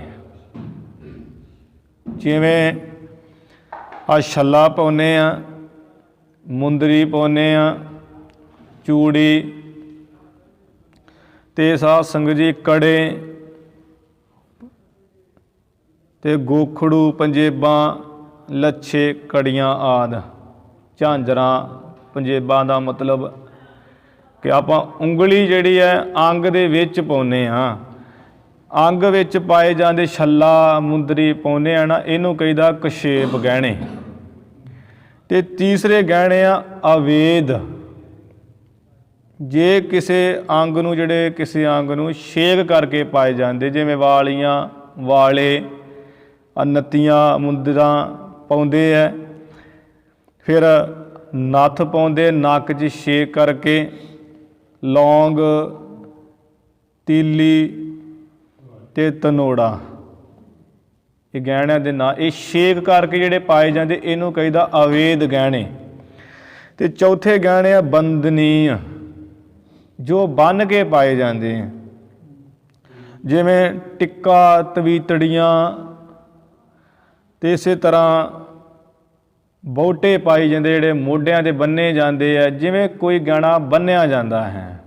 ਆ ਵਿਆਹ ਸ਼ਾਦੀਆਂ 'ਚ ਪਾਉਂਦੇ ਆ ਨਾ, ਤੜਾਗੀ, ਆ ਕਮਰ ਨਾਲ ਬੰਨੀ ਜਾਂਦੀ ਹੈ, ਘੁੰਗਰੂਆਂ ਵਾਲੀ ਛੋਟੇ ਛੋਟੇ ਬੱਚਿਆਂ ਨੂੰ। ਇਵੇਂ ਇਹਨੂੰ ਬੰਧਨੀਏ ਗਹਿਣੇ ਕਹਿੰਦੇ ਆ। ਇਹ 4 ਤਰ੍ਹਾਂ ਦੇ ਜਿਹੜੇ ਗਹਿਣੇ ਹੈ, ਮਾਨੋ ਕਿ ਜਿਹੜੀ ਵਾਹਿਗੁਰੂ ਦੀ ਪ੍ਰੇਮਾ ਭਗਤੀ ਹੈ, ਇਹ ਵਾਹਿਗੁਰੂ ਨਾਮ ਦੇ ਜਿਹੜੇ 4 ਅੱਖਰ ਹੈ, ਮਾਨੋ ਇਹ ਬੜਾ ਸੁੰਦਰ ਗਹਿਣਾ ਦੇ 4 ਗਹਿਣਿਆਂ ਦੇ ਵਾਂਗ ਹੈ। ਪ੍ਰੇਮਾ ਭਗਤੀ ਦੇ ਸਾਧ ਸੰਗਤ ਜੀ ਸਰੂਪ ਕੀ ਹੈ? ਕਿ ਜਿਹੜੀ ਸ਼ਰਧਾ ਰੱਖਣੀ ਹੈ, ਗੁਰੂ ਪਰਮੇਸ਼ਰ ਦੇ। ਫਿਰ ਅੰਮ੍ਰਿਤ ਵੇਲੇ ਉੱਠ ਕੇ ਇਸ਼ਨਾਨ ਕਰਨਾ, ਇਹ ਪ੍ਰੇਮ ਭਗਤੀ ਦੀ ਨਿਸ਼ਾਨੀ ਆ, ਨਹੀਂ ਤੇ ਅਸੀਂ ਤੇ ਉੱਠਦੇ ਨਹੀਂ ਆ। ਜਿਹਨੂੰ ਪ੍ਰੇਮ ਹੈ ਉਹੀ ਉੱਠੇਗਾ। ਫਿਰ ਜਿਹੜੀ ਸੇਵਾ ਕਰਨੀ ਹੈ, ਇਹ ਵੀ ਪ੍ਰੇਮਾ ਭਗਤੀ ਦਾ ਅੰਗ ਹੈ। ਫਿਰ ਜਿਹੜਾ ਕੋਈ ਕਿਰਤ ਕਮਾਈ ਕਰਕੇ ਦਾਨ ਕਰਨਾ ਹੈ। ਫਿਰ ਜਿਹੜਾ ਕੀਰਤਨ ਕਰਨਾ ਹੈ, ਗੁਰੂ ਦੀ ਸਤਸੰਗ ਕਰਨੀ ਹੈ, ਪੂਜਾ ਕਰਨੀ ਗੁਰੂ ਦੀ। ਫਿਰ ਗੁਣਾਂ ਵਾਲੇ ਹੋ ਕੇ ਵੀ ਨਿਮਰਤਾ ਵਾਲੇ ਰਹਿਣਾ ਅਤੇ ਨਿਤਨੇਮ ਆਪਣਾ ਕਦੀ ਨਾ ਛੱਡਣਾ। ਇਹ ਜਿਹੜੀ ਪ੍ਰੇਮਾ ਭਗਤੀ ਹੈ ਵਾਹਿਗੁਰੂ ਦੀ, ਇਹ ਜਿਹੜਾ ਇਹ ਗੁਣ ਧਾਰਨ ਕਰੂਗਾ, ਅਸੀਂ ਕਹਾਂਗੇ ਵੀ ਇਹ ਜਿਹੜਾ ਪੁਰਸ਼ ਹੈ ਇਹ ਬੜਾ ਪ੍ਰੇਮਾ ਭਗਤੀ ਵਾਲਾ, ਪ੍ਰੇਮ ਨਾਲ ਭਗਤੀ ਕਰਨ ਵਾਲਾ, ਨਿਯਮਾਂ ਦਾ ਪੱਕਾ ਹੈ। ਇਹ ਪ੍ਰੇਮਾ ਭਗਤੀ ਦੇ ਅੰਗ ਹੈ। ਅਤੇ ਉਹਦਾ ਸੁੰਦਰ ਗਹਿਣਾ ਕੀ ਹੈ? ਜਿਹੜਾ ਵਾਹਿਗੁਰੂ ਨਾਮ ਦਾ ਸਿਮਰਨ ਕਰਨਾ ਹੈ। ਜਦੋਂ ਇਹ ਪ੍ਰੇਮਾ ਭਗਤੀ ਦੇ ਅੰਗਾਂ 'ਤੇ ਇਹ ਦੇਵੀ ਹੈ ਮਾਨੋ, ਅਤੇ ਇਹਦੇ ਉੱਪਰ ਜਿਹੜਾ ਵਾਹਿਗੁਰੂ ਨਾਮ ਦਾ ਸਿਮਰਨ ਕਰਨਾ, ਇਹ ਇੱਕ ਗਹਿਣਾ ਹੈ। ਜੇ ਇਹ ਗਹਿਣਾ ਪ੍ਰੇਮਾ ਭਗਤੀ ਨੂੰ ਪਾਇਆ ਜਾਵੇ ਅਤੇ ਜਿਹੜੀ ਪ੍ਰੇਮਾ ਭਗਤੀ ਹੈ ਸਾਧ ਸੰਗਤ ਜੀ, ਫਿਰ ਉਹ ਖੂਬਸੂਰਤ ਹੋਰ ਲਿਸ਼ਕਾ ਮਾਰਦੀ ਹੈ। ਜਿਵੇਂ ਕੋਈ ਇਸਤਰੀ ਹੈ, ਉਹ ਗਹਿਣੇ ਧਾਰਨ ਕਰਦੀ ਹੈ ਅਤੇ ਉਹਦੀ ਖੂਬਸੂਰਤੀ ਵੱਧਦੀ ਹੈ। ਇਸੇ ਤਰ੍ਹਾਂ ਜਿਹੜੀ ਵਾਹਿਗੁਰੂ ਦੀ ਪ੍ਰੇਮਾ ਭਗਤੀ ਹੈ, ਇਹ ਉਹਦੇ ਅੰਗ ਹੈ ਜਿਹੜੇ ਦੱਸੇ ਆ, ਸ਼ਰਧਾ, ਇਸ਼ਨਾਨ, ਸੇਵਾ, ਦਾਨ, ਕੀਰਤਨ, ਸਤਸੰਗ, ਇਹ ਅੰਗ ਹੈ। ਇਹਨਾਂ ਵਿੱਚ ਵਾਹਿਗੁਰੂ ਦਾ ਨਾਮ ਜਿਹੜਾ ਹੈ ਸਿਮਰਨ ਰੂਪੀ ਗਹਿਣਾ ਪਾਈਏ ਅਤੇ ਉਹਦੀ ਖੂਬਸੂਰਤੀ ਵੱਧਦੀ ਹੈ। ਇਵੇਂ ਜਿਹੜੀ ਵਾਹਿਗੁਰੂ ਦੀ ਪ੍ਰੇਮਾ ਭਗਤੀ ਹੈ, ਉਹਦੇ ਭਾਈ ਜਿਹੜੇ ਇਹ ਵਾਹਿਗੁਰੂ ਨਾਮ ਦੇ 4 ਅੱਖਰ ਹੈ, ਇਹ 4 ਹੀ ਗਹਿਣੇ ਹੈ ਜਾਂ ਸੁੰਦਰ ਗਹਿਣਾ ਹੈ। ਲਖਣ ਗਿਆਨ ਕੋ ਲੋਚਨ 4। ਫਿਰ ਜਿਹੜੇ ਇਹ 4 ਅੱਖਰ ਵਾਹਿਗੁਰੂ ਸ਼ਬਦ ਦੇ, ਇਹ ਜਿਹੜਾ ਬ੍ਰਹਮ ਗਿਆਨ ਹੈ, ਬ੍ਰਹਮ ਗਿਆਨ ਨੂੰ ਲਖਣ ਕਹੀਏ, ਲੱਖ ਲੈਣ ਵਿੱਚ, ਜਾਣਨ ਵਿੱਚ, ਇਹ 4 ਹੀ ਨੇਤਰ ਹੈ। 4 ਪ੍ਰਕਾਰ ਦਾ ਇਹ ਬ੍ਰਹਮ ਗਿਆਨ ਹੈ। ਇੱਕ ਸਰਵਣ ਜਿਹੜਾ ਆਪਾਂ ਇੱਥੇ ਕਰ ਰਹੇ ਹੁਣ, ਇਹ ਵੀ ਬ੍ਰਹਮ ਗਿਆਨ ਪ੍ਰਾਪਤ ਕਰਾਉਂਦਾ ਹੈ। ਫਿਰ ਉਹ ਤੋਂ ਉੱਤੇ ਆ ਮੰਨਣ, ਜੋ ਸੁਣਿਆ ਉਹਦਾ ਮੰਨਣ ਕਰਨਾ, ਉਹਦੀ ਵਿਚਾਰ ਕਰਨੀ। ਫਿਰ ਤੀਸਰਾ ਬ੍ਰਹਮ ਗਿਆਨ ਹੈ ਨਿਧਿਆਸਣ, ਬਾਰ-ਬਾਰ ਅਭਿਆਸ ਕਰਨਾ, ਵਿਚਾਰ ਕਰਕੇ ਬਾਰ-ਬਾਰ ਜਿਹੜੀ ਬਿਰਤੀ ਬਾਹਰ ਭੱਜਦੀ ਹੈ ਉਹਨੂੰ ਵਾਹਿਗੁਰੂ ਦੇ ਨਾਮ 'ਚ ਟਿਕਾਉਣਾ, ਇਹ ਤੀਸਰਾ ਬ੍ਰਹਮ ਗਿਆਨ ਹੈ। ਚੌਥਾ ਬ੍ਰਹਮ ਗਿਆਨ ਹੈ ਜਿਹੜਾ ਅਭਿਆਸ ਕਰ ਕਰਕੇ ਬਿਰਤੀ ਟਿਕਾ ਕੇ ਅਤੇ ਵਾਹਿਗੁਰੂ ਨੂੰ ਸਾਖਿਆਤ ਕਰ ਲੈਣਾ, ਭਾਵ ਪ੍ਰਗਟ ਕਰ ਲੈਣਾ, ਆਪਣੇ ਆਤਮ ਸਰੂਪ ਨੂੰ ਜਾਣ ਲੈਣਾ। ਇਹ ਬ੍ਰਹਮ ਗਿਆਨ 4 ਹੈ। ਇਵੇਂ ਵੀ ਅਰਥ ਲੱਗਦਾ ਵੀ ਜਿਹੜਾ 4 ਪ੍ਰਕਾਰ ਦਾ ਬ੍ਰਹਮ ਗਿਆਨ ਹੈ, ਉਸ ਨੂੰ ਜਾਣਨ ਵਿੱਚ ਇਹ ਵਾਹਿਗੁਰੂ ਨਾਮ ਦੇ ਜਿਹੜੇ 4 ਅੱਖਰ, ਉਹ 4 ਨੇਤਰਾਂ ਸਮਾਨ ਹੈ। ਫਿਰ ਦੂਸਰਾ ਅਰਥ ਇੱਕ ਹੋਰ ਕਿ ਜਿਹੜੇ ਵਾਹਿਗੁਰੂ ਨਾਮ ਦੇ 4 ਅੱਖਰ ਹੈ, ਇਹ ਬ੍ਰਹਮ ਗਿਆਨ ਨੂੰ ਜਾਣਨ ਵਿੱਚ ਸਮਰੱਥ ਹੈ। ਉਹ 'ਤੇ 4 ਨੇਤਰ ਹੈ, ਲੋਚਨ 4 ਨੇਤਰਾਂ ਵਾਂਗ ਹੈ। ਕਿਵੇਂ? ਇੱਕ ਤਾਂ ਹੈ 4 ਨੇਤਰੋ, ਇਹ ਜਿਹੜੇ ਹੈ ਵਿਆਪਕਤਾ। ਦੂਸਰਾ ਹੈ ਸੁੰਦਰਤਾ। ਤੀਸਰਾ ਆਨੰਦ ਹੈ। ਅਤੇ ਇਵੇਂ 4 ਹੈ। ਅਤੇ ਜਿਹੜੇ ਵਿਆਪਕਤਾ ਹੈ ਅਤੇ ਸੁੰਦਰਤਾ ਹੀ ਹੈ, ਇਹ ਸਾਧ ਸੰਗਤ ਜੀ ਬਾਹਰਲੇ ਨੇਤਰ ਹੈ ਵਾਹਿਗੁਰੂ ਦੇ ਨਾਮ ਦੇ। ਅਤੇ ਜਿਹੜੇ ਹੈ ਪਵਿੱਤਰ ਹੋਣਾ ਹਿਰਦਾ, ਅਤੇ ਜਿਹੜਾ ਆਨੰਦ ਹੈ, ਇਹ ਅੰਦਰ ਦੇ ਨੇਤਰ ਹੈ। ਉਹ ਕਿਵੇਂ ਨੇਤਰ ਹੈ? ਜਦੋਂ ਵਾਹਿਗੁਰੂ ਨਾਮ ਦਾ ਅਭਿਆਸ ਕਰਾਂਗੇ ਤਾਂ ਪਰਮੇਸ਼ਰ ਜਿਹੜਾ ਹੈ ਸਾਰੇ ਪਾਸੇ ਵਿਆਪਕ ਨਜ਼ਰ ਆਊਗਾ, ਸਾਰੇ ਬੰਨੇ ਨਜ਼ਰ ਆਊਗਾ ਵੀ ਪਰਮੇਸ਼ਰ ਹੈ। ਫਿਰ ਆ ਜਿੰਨੀ ਕੁਦਰਤ ਹੈ, ਇਹ ਸਾਰੀ ਵਾਹਿਗੁਰੂ ਦੇ ਨਾਮ ਨੂੰ ਧਿਆਨ ਕਰਕੇ ਸੁੰਦਰ ਦ੍ਰਿਸ਼ ਰਾਹੀਂ ਸੁੰਦਰੀ ਨਜ਼ਰ ਆਊਗੀ, ਸੁੰਦਰਤਾ ਦਿਖੇਗੀ।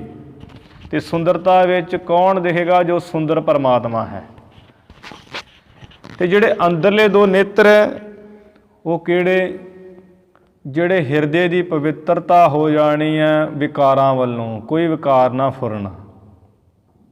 ਇੱਕ ਇਹ ਨੇਤਰ। ਫਿਰ ਜਦੋਂ ਹਿਰਦਾ ਨਿਰਮਲ ਹੋ ਗਿਆ ਤੇ ਅੰਦਰ ਜਿਹੜਾ ਹੈ ਉਹਦੇ ਵਿੱਚ ਪਰਮੇਸ਼ਰ ਦੀ ਜੋਤ ਦਾ ਆਨੰਦ ਆਉਣ ਲੱਗ ਪਿਆ। ਪਵਿੱਤਰਤਾ ਕਰਕੇ ਤੇ ਆਨੰਦ ਕਰਕੇ ਜਿਹੜੀ ਆਤਮਾ ਪਰਮਾਤਮਾ ਦਾ ਗਿਆਨ ਹੈ ਉਹ ਅਨੁਭਵ ਹੋਣ ਲੱਗ ਪਿਆ। ਉਹ ਤਾਂ ਹੀ ਅਨੁਭਵ ਹੋਵੇਗਾ ਜੇ ਸਾਡੇ ਦੋ ਨੇਤਰ ਹੋਣਗੇ ਅੰਦਰ, ਪਵਿੱਤਰਤਾ ਦਾ ਤੇ ਇਸੇ ਤਰ੍ਹਾਂ ਆਨੰਦ ਦਾ। ਉਹ ਤਾਂ ਜਾ ਕੇ ਆਤਮਾ ਪਰਮਾਤਮਾ ਦਾ ਅਨੁਭਵ ਹੋਵੇਗਾ। ਇਵੇਂ 4 ਅੱਖਰ ਹੈ ਦੇ 4 ਹੀ ਨੇਤਰ ਸਮਝ ਲਓ। ਫਿਰ ਜਿਹੜੇ 4 ਨੇਤਰ ਵਾਹਿਗੁਰੂ ਸ਼ਬਦ ਉਹ ਕਿਹੜੇ ਹੈ? ਵਿਵੇਕ ਤੇ ਵੈਰਾਗ। ਜਿਹੜਾ ਬ੍ਰਹਮ ਗਿਆਨ ਹੋਣਾ ਤੇ ਜਿਹੜਾ ਵੈਰਾਗ ਹੋ ਜਾਣਾ ਸੰਸਾਰ ਤੋਂ ਲੈ ਕੇ ਬ੍ਰਹਮ ਲੋਕ ਤੱਕ, ਤੇ ਮਨ ਤੇ ਬੁੱਧ, ਇਹ 4 ਨੇਤਰ ਹੈ ਬ੍ਰਹਮ ਗਿਆਨ ਨੂੰ ਜਾਣਨ ਵਿੱਚ। ਇਹ 4 ਨੇਤਰ ਉਹ ਕਿਹੜੇ ਹੈ? ਪਰੋਖ ਗਿਆਨ ਤੇ ਅਪਰੋਖ ਗਿਆਨ। ਪਰੋਖ ਗਿਆਨ ਕੀ ਹੈ? ਜਿਹੜਾ ਓਲੇ ਦਾ ਗਿਆਨ ਹੈ ਵੀ ਹਾਂ ਪਰਮੇਸ਼ਰ ਹੈ। ਅਪਰੋਖ ਗਿਆਨ ਹੈ ਜਿਹੜਾ ਸਾਖਿਆਤਕਾਰ ਸਾਹਮਣੇ ਪ੍ਰਗਟ ਹੋ ਜਾਣਾ। ਇੱਕ ਪਰਮਾ ਗਿਆਨ, ਇੱਕ ਅਪਰਮਾ ਗਿਆਨ, ਇਹ ਨਿਆਏ ਮੱਤ ਵਾਲੇ ਕਹਿੰਦੇ ਆ। ਇਸੇ ਤਰ੍ਹਾਂ ਜਾਂ 4 ਇਹ ਨੇਤਰ ਹੈ ਵੀ ਪਰੋਖ ਗਿਆਨ, ਅਪਰੋਖ ਗਿਆਨ, ਇੱਕ ਸੁਰਤੀ ਤੇ ਇੱਕ ਬਿਰਤੀ। ਜਿਹੜੀ ਸੁਰਤੀ ਜੋੜਨੀ ਇਹ ਵੀ ਇੱਕ ਨੇਤਰ ਹੈ। ਜੇ ਸੁਰਤੀ ਨਹੀਂ ਜੁੜੀ ਹੈ ਵਾਹਿਗੁਰੂ ਨਾਮ ਵਿੱਚ ਤੇ ਬਿਰਤੀ ਜਿਹੜੀ ਇਕਾਗਰ ਨਹੀਂ ਹੈ ਤੇ ਖਿੰਡੀ ਪੁੰਡੀ ਫਿਰ ਰਹੀ ਹੈ ਤਾਂ ਵੀ ਗਿਆਨ ਨਹੀਂ ਹੋ ਸਕਦਾ, ਬ੍ਰਹਮ ਗਿਆਨ ਦੀ ਲਖਤਾ ਨਹੀਂ ਹੋ ਸਕਦੀ। ਇਵੇਂ ਸਾਧ ਸੰਗਤ ਜੀ ਸੁਰਤੀ ਬਿਰਤੀ ਨੂੰ ਵੀ ਨੇਤਰ ਮੰਨਿਆ ਹੈ। ਇਵੇਂ ਜਿਹੜੇ ਵਾਹਿਗੁਰੂ ਨਾਮ ਦੇ 4 ਅੱਖਰ ਹੈ ਉਹ ਬ੍ਰਹਮ ਗਿਆਨ ਨੂੰ ਜਾਣਨ ਵਿੱਚ ਆ 4 ਨੇਤਰਾਂ ਦੀ ਨਿਆਈ ਹਨ। 4 ਪਦਾਰਥ ਕੇ ਦਾਤਾਰ। ਫਿਰ 4 ਪਦਾਰਥਾਂ ਦੀਆਂ ਦਾਤਾਂ ਦੇਣ ਵਾਲਾ ਹੈ ਵਾਹਿਗੁਰੂ ਦਾ ਨਾਮ, ਵਾਹਿਗੁਰੂ ਦੇ ਸ਼ਬਦ ਦੇ 4 ਅੱਖਰ। 4 ਪਦਾਰਥ ਕਿਹੜੇ ਹੈ? ਧਰਮ, ਅਰਥ, ਕਾਮ, ਮੋਖ। ਭਾਵ ਧਰਮ ਦੇ ਜਿਹੜੇ ਅਸੂਲ ਹੈ ਵੀ ਧਰਮ ਵਿੱਚ ਪੱਕਿਆਂ ਰਹਿਣਾ ਹੈ, ਉਹ ਜਿਹੜਾ ਵਾਹਿਗੁਰੂ ਨਾਮ ਜਪੇਗਾ ਉਹ ਧਰਮ ਵਿੱਚ ਐਨ ਪੱਕਾ ਹੋ ਜਾਊਗਾ। ਜਿਹੜਾ ਨਹੀਂ ਜਪੂਗਾ, ਅੱਜ ਸਿੱਖ ਬਣਿਆ ਮੇਰੇ ਵਰਗਾ, ਕੱਲ ਡੋਲ ਕੇ ਹੋਰ ਕੁਝ ਬਣ ਜਾਊਗਾ। ਤੇ ਜਿਹੜਾ ਜਪੂਗਾ ਉਹ ਧਰਮ ਵਿੱਚ ਐ ਅਸੂਲਾਂ 'ਤੇ ਪੱਕਾ ਹੋ ਜਾਊਗਾ। ਫਿਰ ਅਰਥ, ਜਿਹੜਾ ਕੋਈ ਐਂ ਧਿਆਨ ਲਾ ਕੇ ਗੁਰੂ ਦੇ ਨਾਲ ਜੁੜ ਕੇ ਨਾਮ ਜਪੂਗਾ ਤੇ ਉਹਨੂੰ ਅਰਥ ਜਿਹੜੀ ਮਾਇਆ ਹੈ ਉਹ ਆਪਣੇ ਆਪ ਹੀ ਜੁੜੂਗੀ, ਬੈਠੇ ਬਿਠਾਇਆ ਮਿਲੂਗੀ। ਜਿਹੜੇ ਜਿਵੇਂ ਮਹਾਂਪੁਰਸ਼ ਨਾਮ ਹੀ ਜਪਦੇ ਆ ਲੋਕ, ਉਹਨਾਂ ਦੀਆਂ ਚੋਲਿਆਂ ਦੇ ਵਿੱਚ ਆਪੇ ਹੀ ਪੈਸੇ ਪਾਈ ਜਾਂਦੇ ਆ ਕੇ। ਇਵੇਂ ਜਿਹੜਾ ਵਾਹਿਗੁਰੂ ਨਾਮ ਦਾ ਅਭਿਆਸ ਕਰਦਾ ਉਹਨੂੰ ਅਰਥ ਵੀ ਬਖਸ਼ੂਏ। ਤੇ ਜਿਹੜਾ ਕਾਮ, ਜਿਹੜੀਆਂ ਕਾਮਨਾਵਾਂ ਸਾਡੀਆਂ ਵੱਖੋ ਵੱਖਰੀਆਂ ਇੱਛਾਵਾਂ, ਕਦੀ ਕੋਈ ਇੱਛਾ ਕਦੀ ਕੋਈ ਇੱਛਾ, ਉਹਦੀ ਵੀ ਦਾਤ ਦੇਣ ਵਾਲੇ ਵਾਹਿਗੁਰੂ ਦੇ ਨਾਮ ਦੇ ਅੱਖਰ। ਤੇ ਜਿਹੜਾ ਸਭ ਤੋਂ ਵੱਡਾ ਜਿਹੜਾ ਦਾਨ ਦੇਣ ਵਾਲੇ ਉਹ ਕੀ ਹੈ? ਮੁਕਤੀ, ਕੈਵਲੇ ਮੁਕਤੀ, ਪਰਮੇਸ਼ਰ ਵਿੱਚ ਲੀਨ ਹੋ ਜਾਣਾ, ਮੁਕਤ ਕਰ ਦੇਣਾ ਅੰਤ ਨੂੰ। ਜੀਂਦਿਆਂ ਵਿੱਚ ਜੀਵਨ ਮੁਕਤੀ ਤੇ ਅੰਤ ਵੇਲੇ ਵੀ ਪਰਮ ਪਦ। ਇਵੇਂ 4 ਜਿਹੜੇ ਪਦਾਰਥ ਹੈ ਉਹਨਾਂ ਨੂੰ ਦੇਣ ਵਾਲੇ ਇਹ 4 ਵਾਹਿਗੁਰੂ ਨਾਮ ਦੇ ਅੱਖਰ ਹੈ, ਦਾਤ ਦੇਣ ਵਾਲੇ। ਫਿਰ ਜਾਂ ਇਵੇਂ ਸਮਝ ਲੈਣਾ ਵੀ ਜਿਵੇਂ 4ਵੇਂ ਯੁੱਗਾਂ ਦੇ ਵਿੱਚ, ਸਤਯੁੱਗ ਵਿੱਚ 7, ਸਤਯੁੱਗ 7, ਤ੍ਰੇਤਾ ਜੱਗੀ, ਦੁਆਪਰ ਪੂਜਾ 4। तीनों युग तीनों दृढ़ कल केवल नाम आधार।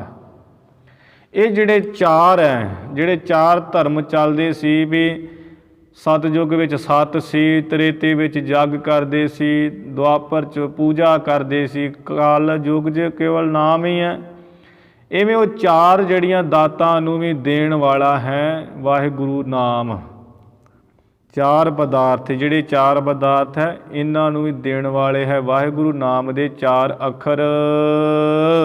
ਚਾਰ ਜੋ ਜੁਗ ਤਿੰਨ ਮਹਿ ਗਤ ਕਾਰ। ਫਿਰ ਵਾਹਿਗੁਰੂ ਜਿਹੜਾ ਸ਼ਬਦ ਹੈ ਇਹ ਚਾਰੇ ਅੱਖਰ ਇਹ ਚਾਰੇ ਯੁੱਗਾਂ ਦੇ ਵਿੱਚ ਹੀ ਮੁਕਤੀ ਕਰਨ ਵਾਲੇ ਹੈ। ਜਿਨ੍ਹਾਂ ਨੇ ਕਲਯੁੱਗ 'ਚ ਹੁਣ ਜਪ ਲਿਆ ਉਹਨਾਂ ਦੀ ਸਤਯੁਗ 'ਚ ਵੀ ਮੁਕਤੀ ਹੈ, ਤ੍ਰੇਤੇ 'ਚ ਵੀ ਮੁਕਤੀ ਹੈ, ਦੁਆਪਰ 'ਚ ਵੀ ਮੁਕਤੀ, ਅਤੇ ਕਲਯੁੱਗ 'ਚ ਤਾਂ ਜਪ ਰਹੇ ਤਾਂ ਮੁਕਤੀ ਹੈ ਹੀ। ਇਹ ਨਹੀਂ ਵੀ ਹੁਣ ਜਪਿਆ ਹੈ ਅਤੇ ਸਤਯੁਗ ਵਿੱਚ ਨਹੀਂ ਕੋਈ ਮੁਕਤੀ, ਉਹਨੂੰ ਸਦਾ ਹੀ ਮੁਕਤੀ ਹੈ। ਉਹ ਸਦਾ ਹੀ ਮਤਲਬ ਕੇਵਲ ਮੁਕਤੀ ਵਾਲਾ ਆਨੰਦ ਪਰਮ ਪਦ ਨੂੰ ਪਾ ਲੈਂਦਾ ਹੈ। ਇਵੇਂ ਚਾਰੇ ਜਿਹੜੇ ਯੁੱਗ ਹੈ ਤਿੰਨਾਂ ਵਿੱਚ ਹੀ ਪਰਮੇਸ਼ਰ ਦਾ ਨਾਮ ਆ ਗਤ ਕਹੀਏ ਮੁਕਤੀ ਨੂੰ ਕਰਨ ਵਾਲਾ ਹੈ ਵਾਹਿਗੁਰੂ ਸ਼ਬਦ। ਭਗਤਨ ਕੰਠ ਭਰਨ ਸੋਚਾਰ।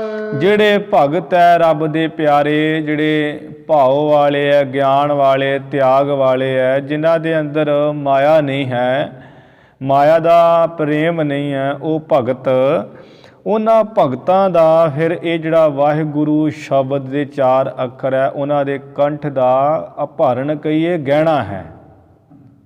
ਜਾਂ ਐਵੇਂ ਸਮਝ ਲਓ ਵੀ ਚਾਰ ਗਹਿਣੇ ਹੈ ਗਲ 'ਚ ਪਾਉਣ ਵਾਲੇ ਜਿਹੜੇ ਹੁੰਦੇ ਆ। ਉਹ ਕਿਹੜੇ ਚਾਰ ਗਹਿਣੇ? ਇੱਕ ਦੇ ਗਲ 'ਚ ਪਾਇਆ ਹੁੰਦਾ ਜਿਹੜਾ ਗਲ ਨੂੰ ਐ ਘੁੱਟਿਆ ਹੁੰਦਾ, ਜਿਵੇਂ ਕਈਆਂ ਨੇ ਧਾਗਾ ਤਵੀਤ ਜਿਹਾ ਪਾਇਆ ਹੁੰਦਾ, ਇੱਕ ਤੇ ਉਹ ਗਹਿਣਾ ਥੋੜ੍ਹਾ ਜਿਹਾ ਤਵੀਤ ਮੜਾ ਕੇ ਗਲ 'ਚ ਘੁੱਟਿਆ ਹੁੰਦਾ। ਇੱਕ ਜਿਹੜੇ ਥੋੜ੍ਹੇ ਲਮਕਾ ਕੇ ਖੁੱਲ੍ਹੇ 'ਚ ਪਾਉਣ ਵਾਲੇ, ਜਿਵੇਂ ਬੁਤਕੀਆਂ ਆਦਿਕ ਪਾਈਆਂ ਹੁੰਦੀਆਂ ਕਈਆਂ ਨੇ, ਦੂਜਾ ਗਲ ਦਾ ਗਹਿਣਾ। ਤੀਜਾ ਜਿਹੜਾ ਰਾਣੀ ਹਾਰ ਜਾਂ 9 ਲੱਖਾ ਹਾਰ ਥੋੜ੍ਹਾ ਹੋਰ ਥੱਲੇ ਕਰਕੇ ਗਲ 'ਚ ਪਾਉਣ ਵਾਲਾ। ਚੌਥਾ ਹੈ ਜਿਹੜਾ ਜਿਵੇਂ ਸੁੱਚੇ ਮੋਤੀਆਂ ਦੀ ਲੰਮੀ ਮਾਲਾ ਪੇਟ ਤੱਕ, ਜਾਂ ਕਈਆਂ ਨੇ ਫੁੱਲਾਂ ਦੀਆਂ ਮਾਲਾ ਬਹੁਤ ਗੋਡਿਆਂ ਤੱਕ ਲੰਮੀਆਂ ਪਾਈਆਂ ਹੁੰਦੀਆਂ। ਇਵੇਂ ਗਲ ਵਿੱਚ ਪਾਉਣ ਵਾਲੀਆਂ ਜਿਹੜੀਆਂ ਚਾਰ ਮਾਲਾ ਹੈ, ਚਾਰ ਤਰ੍ਹਾਂ ਦਾ ਗਹਿਣਾ ਹੈ। ਇਵੇਂ ਭਗਤ ਜਿਹੜੇ ਹੈ ਉਹਨਾਂ ਦੇ ਗਲ ਦਾ ਇਹ ਗਹਿਣਾ ਹੈ ਵਾਹਿਗੁਰੂ ਸ਼ਬਦ ਦੇ ਜਿਹੜੇ ਚਾਰੇ ਅੱਖਰ ਹਨ। ਜਿਹੇ ਸ਼ਬਦ ਦੋਨੋਂ ਲੋਕ ਉਜਾਰ। ਜਿਸ ਵਾਹਿਗੁਰੂ ਸ਼ਬਦ ਦਾ ਜਿਨ੍ਹਾਂ ਨੇ ਜਪਿਆ ਹੈ, ਜਿਨ੍ਹਾਂ ਦੇ ਗਲ ਦਾ, ਜਿਨ੍ਹਾਂ ਨੇ ਗਲ ਦਾ ਗਹਿਣਾ ਬਣਾਇਆ ਇਸ ਵਾਹਿਗੁਰੂ ਸ਼ਬਦ ਨੂੰ, ਜਿਹੜੇ ਕੰਠ ਕਰਕੇ ਹਮੇਸ਼ਾ ਹੀ ਵਾਹਿਗੁਰੂ ਵਾਹਿਗੁਰੂ ਵਾਹਿਗੁਰੂ ਕਰਦੇ ਰਹਿੰਦੇ ਹੈ, ਉਹਨਾਂ ਦੇ ਗਲ ਵਿੱਚ ਇਹ ਪਾਇਆ ਹੋਇਆ ਗਹਿਣਾ ਐਸਾ ਮਾਣ ਹੈ ਜਿਸ ਦੀ ਛਵੀ ਕਹੀਏ ਸੁੰਦਰਤਾ ਦਾ ਉਜਾਲਾ। ਜਿਵੇਂ ਉਹ ਗਹਿਣਿਆਂ ਦੀ ਲਿਸ਼ਕੋਰ ਹੁੰਦੀ, ਚਮਕ ਹੁੰਦੀ ਹੈ, ਪਰ ਇਹ ਜਿਹੜਾ ਵਾਹਿਗੁਰੂ ਨਾਮ ਰੂਪੀ ਗਹਿਣਾ ਹੈ, ਗੁਰਬਾਣੀ ਵਿੱਚ ਵੀ ਬੜੇ ਥਾਂ 'ਤੇ ਅੰਮ੍ਰਿਤ ਨਾਮ ਨਿਰਮੋਲਕ ਹੀਰਾ, ਹੀਰਾ ਤੇ ਸਭ ਤੋਂ ਵੱਡਾ ਰਤਨ ਹੈ ਅਤੇ ਗਹਿਣਾ ਹੈ। ਅਤੇ ਇਹ ਵਾਹਿਗੁਰੂ ਨਾਮ ਨੂੰ ਰਤਨ ਕਰਕੇ ਗੁਰ ਕਾ ਸ਼ਬਦ ਰਤਨ ਹੈ, ਹੀਰੇ ਜਿੱਤ ਜੜਾਓ, ਇਹ ਵੀ ਸ਼ਬਦ ਆਉਂਦਾ ਹੈ। ਜਿਨ੍ਹਾਂ ਨੇ ਜਪ ਕੇ ਵਾਹਿਗੁਰੂ ਦੇ ਨਾਮ ਨੂੰ ਹੀ ਗਹਿਣਾ ਕੀਤਾ ਹੈ, ਉਸ ਗਹਿਣੇ ਦੀ ਜਿਹੜੀ ਛਵੀ ਦਾ ਉਜਾਲਾ ਹੈ, ਪ੍ਰਕਾਸ਼ ਹੈ, ਦੋਵਾਂ ਲੋਕਾਂ ਵਿੱਚ ਹੀ ਬਹੁਤ ਬੇਅੰਤ ਹੁੰਦਾ ਹੈ। ਜਿਹੜੇ ਜਪਦੇ ਇੱਥੇ ਜਪਣ ਵਾਲੇ ਉਹ ਸਦਾ ਸੁਖੀ ਹੈ। ਇੱਥੇ ਸੁਖ ਆਗੈ ਸੁਖ ਮੇਰੇ ਮੀਤਾ ਪਾਛੇ ਆਨੰਦ ਪ੍ਰਭ ਕੀਤਾ। ਅੱਗੇ ਵੀ ਸੁੱਖ, ਪਿੱਛੇ ਕਹੀਏ ਜਿਹੜਾ ਸੰਸਾਰ, ਇੱਥੇ ਵੀ ਸੁੱਖ। ਅੱਗੇ ਵੀ ਉਹਨਾਂ ਦਾ ਮੁਖ ਉਜਲਾ, ਰੇ ਰੇ ਦਰਗਹਿ ਕਹੈ ਨਾ ਕੋਊ, ਆਓ ਬੈਠ ਆਦਰ ਸੁਭ ਦੇਉ। ਕੋਈ ਨਹੀਂ ਕਹਿੰਦਾ ਧਰਮ ਰਾਜਾ ਕੋਈ ਜਮ ਵੀ ਅਰੇ ਅਰੇ ਉੱਠ, ਇਹ ਨਹੀਂ ਵੀ ਟੋਕਾ ਟਕਾਈ ਨਹੀਂ ਹੁੰਦੀ ਉਹਨਾਂ ਦੀ। ਉਹਨਾਂ ਦਾ ਮਾਣ ਸਤਿਕਾਰ ਹੁੰਦਾ ਹੈ। ਨਾਮ ਧਿਆਇਨ ਸਾਜਨਾ ਜਨਮ ਪਦਾਰਥ ਜੀਤ, ਨਾਨਕ ਧਰਮ ਰਾਜ ਐਸੇ ਚਵਹਿ ਕੀਤੋ ਭਵਨ ਪਨੀਤ। ਧਰਮ ਰਾਜਾ ਵੀ ਇਹੋ ਹੀ ਚਾਹੁੰਦਾ ਹੈ ਵੀ ਮੇਰੀ ਕੋਈ ਇਹ ਜਿਹੜੀ ਮੇਰੀ ਪੂਰੀ ਇਹਨੂੰ ਪਵਿੱਤਰ ਕਰੇ। ਅਤੇ ਜਦੋਂ ਮਹਾਂਪੁਰਸ਼ ਜਾਂਦੇ ਅਤੇ ਉਹ ਧਰਮ ਰਾਜਾ ਉੱਠ ਕੇ ਖੜ ਜਾਂਦਾ, ਆਪਣੇ ਆਸਣ 'ਤੇ ਬਿਠਾਉਂਦਾ, ਸਤਿਕਾਰ ਕਰਦਾ ਹੈ। ਸਤਿਕਾਰ ਕਰਕੇ ਫਿਰ ਆਪਣੇ ਸੇਵਕਾਂ ਪਾਸੋਂ ਉਹਨਾਂ ਦੀ ਸੇਵਾ ਕਰਵਾਉਂਦਾ ਹੈ ਧਰਮ ਰਾਜਾ ਵੀ। ਗਰੁੜ ਪੁਰਾਣ ਵਿੱਚ ਦੱਸਿਆ ਹੈ ਜਿਹੜੇ ਪਾਪੀ ਰੂਹਾਂ ਹੈ ਉਹਨਾਂ ਨੂੰ ਧਰਮ ਰਾਜੇ ਦੀ ਕਚਹਿਰੀ 'ਚ ਜਾਣ ਦੀ ਆਗਿਆ ਨਹੀਂ, ਭਾਵ ਉਹਨਾਂ ਨੂੰ ਧਰਮ ਰਾਜੇ ਦਾ ਵੀ ਦਰਸ਼ਨ ਨਹੀਂ ਹੁੰਦਾ। ਜਮ ਜਿਹੜੇ ਪਿੱਛੇ ਪਿੱਛੇ ਧੂਈ ਫਿਰਦੇ ਹੈ, ਜਿਹੜੇ ਨਾਮ ਜਪਦੇ ਹੈ ਉਹਨਾਂ ਵਾਸਤੇ ਧਰਮ ਰਾਜਾ ਵੀ ਆਸਣ ਛੱਡਦਾ, ਮਾਣ ਸਤਿਕਾਰ ਕਰਦਾ, ਮੱਥਾ ਟੇਕਦਾ ਹੈ। ਇਵੇਂ ਜਿਹੜਾ ਸਾਧ ਸੰਗਤ ਜੀ ਜਿਨ੍ਹਾਂ ਨੇ ਵਾਹਿਗੁਰੂ ਨਾਮ ਨੂੰ, ਇਸ ਵਾਹਿਗੁਰੂ ਨਾਮ ਦੇ 4 ਜਿਹੜੇ ਅੱਖਰਾਂ ਨੂੰ ਆਪਣੇ ਗਲ ਦਾ ਗਹਿਣਾ ਬਣਾਇਆ ਜਪ ਕੇ, ਉਹ ਉਸ ਗਹਿਣੇ ਦੀ ਜਿਹੜੀ ਛਵੀ ਸੁੰਦਰਤਾ ਦਾ ਉਜਾਲਾ ਹੈ, ਪ੍ਰਕਾਸ਼ ਦੋਨਾਂ ਲੋਕਾਂ ਵਿੱਚ ਹੀ ਬੇਅੰਤ ਹੁੰਦਾ। ਇੱਥੇ ਵੀ ਉਹ ਸੁਖੀ ਹੈ, ਉਹ ਪਰਲੋਕ ਵਿੱਚ ਵੀ ਉਹਨਾਂ ਦਾ ਮੁਖ ਉਜਲਾ ਹੈ। 4 ਵਰਨ ਕੋ ਧਰਮ ਆਧਾਰ। ਫਿਰ ਪਹਿਲਾ ਅਰਥ ਮੁਤਾਬਕ ਵੀ ਵਰਨ ਦਾ ਅਰਥ ਹੀ ਹੁੰਦਾ ਹੈ 4 ਵਰਨ, ਤੇ ਵਰਨ ਸ਼ਬਦ ਦਾ ਅਰਥ ਹੁੰਦਾ ਹੈ ਅੱਖਰ। ਇਹ ਜਿਹੜੇ 4 ਅੱਖਰ ਹੈ ਇਹ ਚਾਰੇ ਵਰਨਾਂ ਦੇ ਧਰਮ ਦਾ ਹੀ ਆਸਰਾ ਹੈ। ਖੱਤਰੀ, ਬ੍ਰਾਹਮਣ, ਸੂਦ, ਵੈਸ, ਉਪਦੇਸ਼ 4 ਵਰਨਾਂ ਕੋ ਸਾਂਝਾ। 4 ਵਰਨਾਂ ਨੂੰ ਉਪਦੇਸ਼ ਹੈ। ਐਸਾ ਨਹੀਂ ਹੈ ਵੀ ਸ਼ੂਦਰ ਨਹੀਂ ਪੜ੍ਹ ਸਕਦਾ, ਕੋਈ ਮਾਤੜ ਗਰੀਬ ਹੈ ਤਾਂ ਉਹ ਇਹ ਨਾਮ ਨੂੰ ਨਹੀਂ ਜਪ ਸਕਦਾ।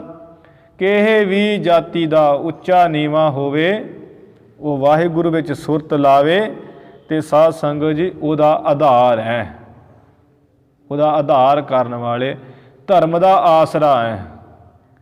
ਜਿਸ ਧਰਮ ਵਿੱਚ ਨਾਮ ਦਾ ਆਸਰਾ ਨਹੀਂ ਲਿਆ ਜਾਂਦਾ ਉਹ ਧਰਮ ਵੀ ਨਹੀਂ ਰਹਿੰਦਾ ਬਹੁਤਾ ਸਮਾਂ। ਵਾਹਿਗੁਰੂ ਨਾਮ ਦੇ ਜਿਹੜੇ 4 ਅੱਖਰ ਹੈ ਇਹ ਚਾਰੇ ਅੱਖਰ ਹੀ ਚਾਰੇ ਧਰਮਾਂ ਦਾ ਹੀ ਆਸਰਾ ਹੈ। 4 ਵਰਨ ਔਰ ਕਬ ਨਾ ਵਿਸਾਰ। ਸਾਰਿਆਂ ਦੇ ਧਰਮ ਦਾ ਆਸਰਾ ਕਿਵੇਂ? ਇਵੇਂ ਸਮਝ ਲਓ ਕਿ ਬ੍ਰਾਹਮਣ ਆ ਜੇ, ਖੱਤਰੀ ਆ ਜੇ, ਸੂਦ ਆ ਜੇ, ਵੈਸ, ਚੰਡਾਲ ਆਦਿਕ ਨਿੱਕੀਆਂ ਜਾਤਾਂ ਦੇ ਆ ਜਾਣ, ਗੁਰੂ ਘਰ ਆ ਕੇ ਅੰਮ੍ਰਿਤ ਛਕ ਲੈਣ ਤੇ ਉਹਨਾਂ ਨੂੰ ਗੁਰਮੰਤਰ ਵਾਹਿਗੁਰੂ ਮਿਲ ਜਾਂਦਾ ਹੈ ਤੇ ਉਹ ਜਪ ਸਕਦੇ ਹੈ। ਭਾਵੇਂ ਆਪਣੀ ਉਹ ਕੁਲ ਬ੍ਰਾਹਮਣ 'ਚ ਹੀ ਰਵੇ ਪਰ ਉਹਦਾ ਆਧਾਰ ਐਸੇ ਕਈ ਐਸਾ ਸੰਗਤ ਜੀ ਜਿਹੜੇ ਬ੍ਰਾਹਮਣਾਂ ਤੋਂ ਸਿੱਖ ਬਣੇ ਆ ਤੇ ਹੁਣ ਉਹ ਕਥਾ ਵੀ ਕਰਦੇ ਹੈ। ਆਪਣੇ ਨਗਰ ਹੀ ਉਹ ਸਿੰਘ ਆਇਆ ਸੀ, ਪਰ ਹੁਣ ਵੇਖੋ ਕਿਵੇਂ ਮਹਾਰਾਜ ਦੀ ਕਿਰਪਾ ਹੈ। ਚਾਰੇ ਵਰਨਾਂ ਦਾ ਹੀ ਧਰਮ ਦਾ ਆਸਰਾ ਹੈ। ਵਾਹਿਗੁਰੂ ਦੇ ਸ਼ਬਦ ਦੇ 4 ਅੱਖਰ, ਫਿਰ 4 ਵਰਨ ਔਰ ਕਬ ਨਾ ਵਿਸਾਰ। ਇਹ ਵੀ ਗੁਰੂ ਕੇ ਸਿੱਖਾ, ਇਹ ਜਿਹੜਾ ਗੁਰੂ ਮਹਾਰਾਜ ਜੀ ਨੇ ਤੈਨੂੰ ਅੰਮ੍ਰਿਤ ਛਕਣ ਵੇਲੇ ਇਹ 4 ਅੱਖਰਾਂ ਦਾ ਗੁਰਮੰਤਰ ਵਾਹਿਗੁਰੂ ਦਿੱਤਾ ਹੈ, ਇਸ ਨੂੰ ਕਦੀ ਨਾ ਵਿਸਾਰ। ਜਿਵੇਂ ਭਾਈ ਮਣੀ ਸਿੰਘ ਹੋਣਾ ਨੇ ਬੰਦ ਕਟਾਇਆ, ਬਾਬਾ ਦੀਪ ਸਿੰਘ ਜੀ ਹੋਣਾ ਨੇ ਸੀਸ ਕਟਵਾਇਆ, ਭਾਈ ਤਾਰੂ ਸਿੰਘ ਹੋਣਾ ਨੇ ਖੋਪਰ ਲੁਹਾਇਆ, ਔਰ ਪਰਮੇਸ਼ਰ ਦੇ ਪਿਆਰਿਆਂ ਨੇ ਆਪਣੇ ਬੰਦ ਖੰਨੀ ਕਟਾਏ ਹੈ, ਪਰ ਉਹਨਾਂ ਵਾਹਿਗੁਰੂ ਨੂੰ ਦੇ ਨਾਮ ਨੂੰ ਹਿਰਦੇ 'ਚੋਂ ਨਹੀਂ ਵਸਾਰਿਆ ਹੈ। ਇਵੇਂ 4 ਵਰਨਾਂ ਦਾ ਹੀ ਆਸਰਾ ਹੈ, ਚਾਰੇ ਵਰਨਾਂ ਨੂੰ ਹਿਦਾਇਤ ਹੈ।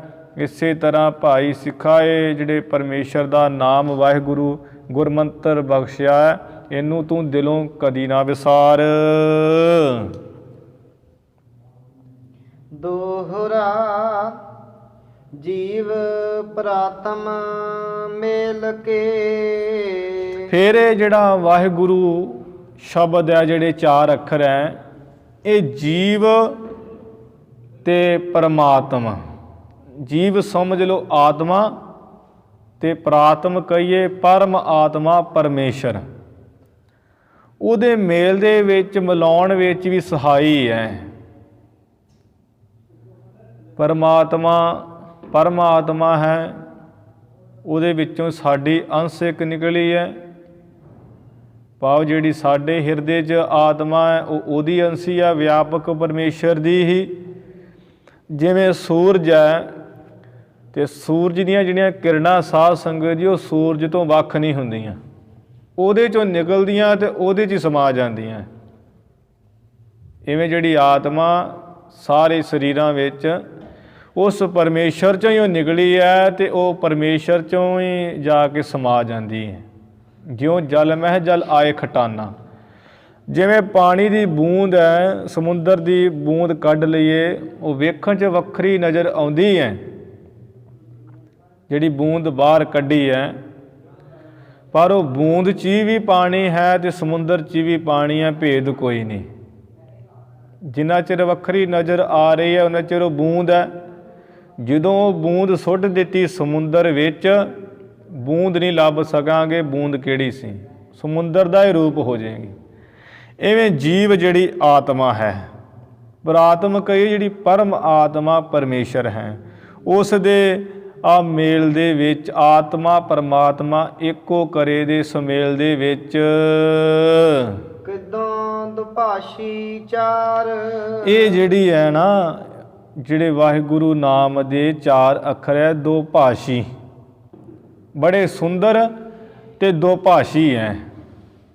ਭਾਵ ਵਿਚੋਲੇ ਆ, ਵਿਚੋਲਾ ਹੈ ਵਾਹਿਗੁਰੂ ਨਾਮ, ਵਿਚੋਲਗੀ ਕਰਦੇ ਆ ਵਾਹਿਗੁਰੂ ਨਾਮ ਦੇ 4 ਅੱਖਰ। ਜਿਵੇਂ ਦੋ ਭਾਸ਼ੀਏ ਲੋਕ ਹੋਣ, ਇੱਕ ਜਾਣਦਾ ਹੈ ਇੰਗਲਿਸ਼, ਇੱਕ ਜਾਣਦਾ ਹੈ ਪੰਜਾਬੀ।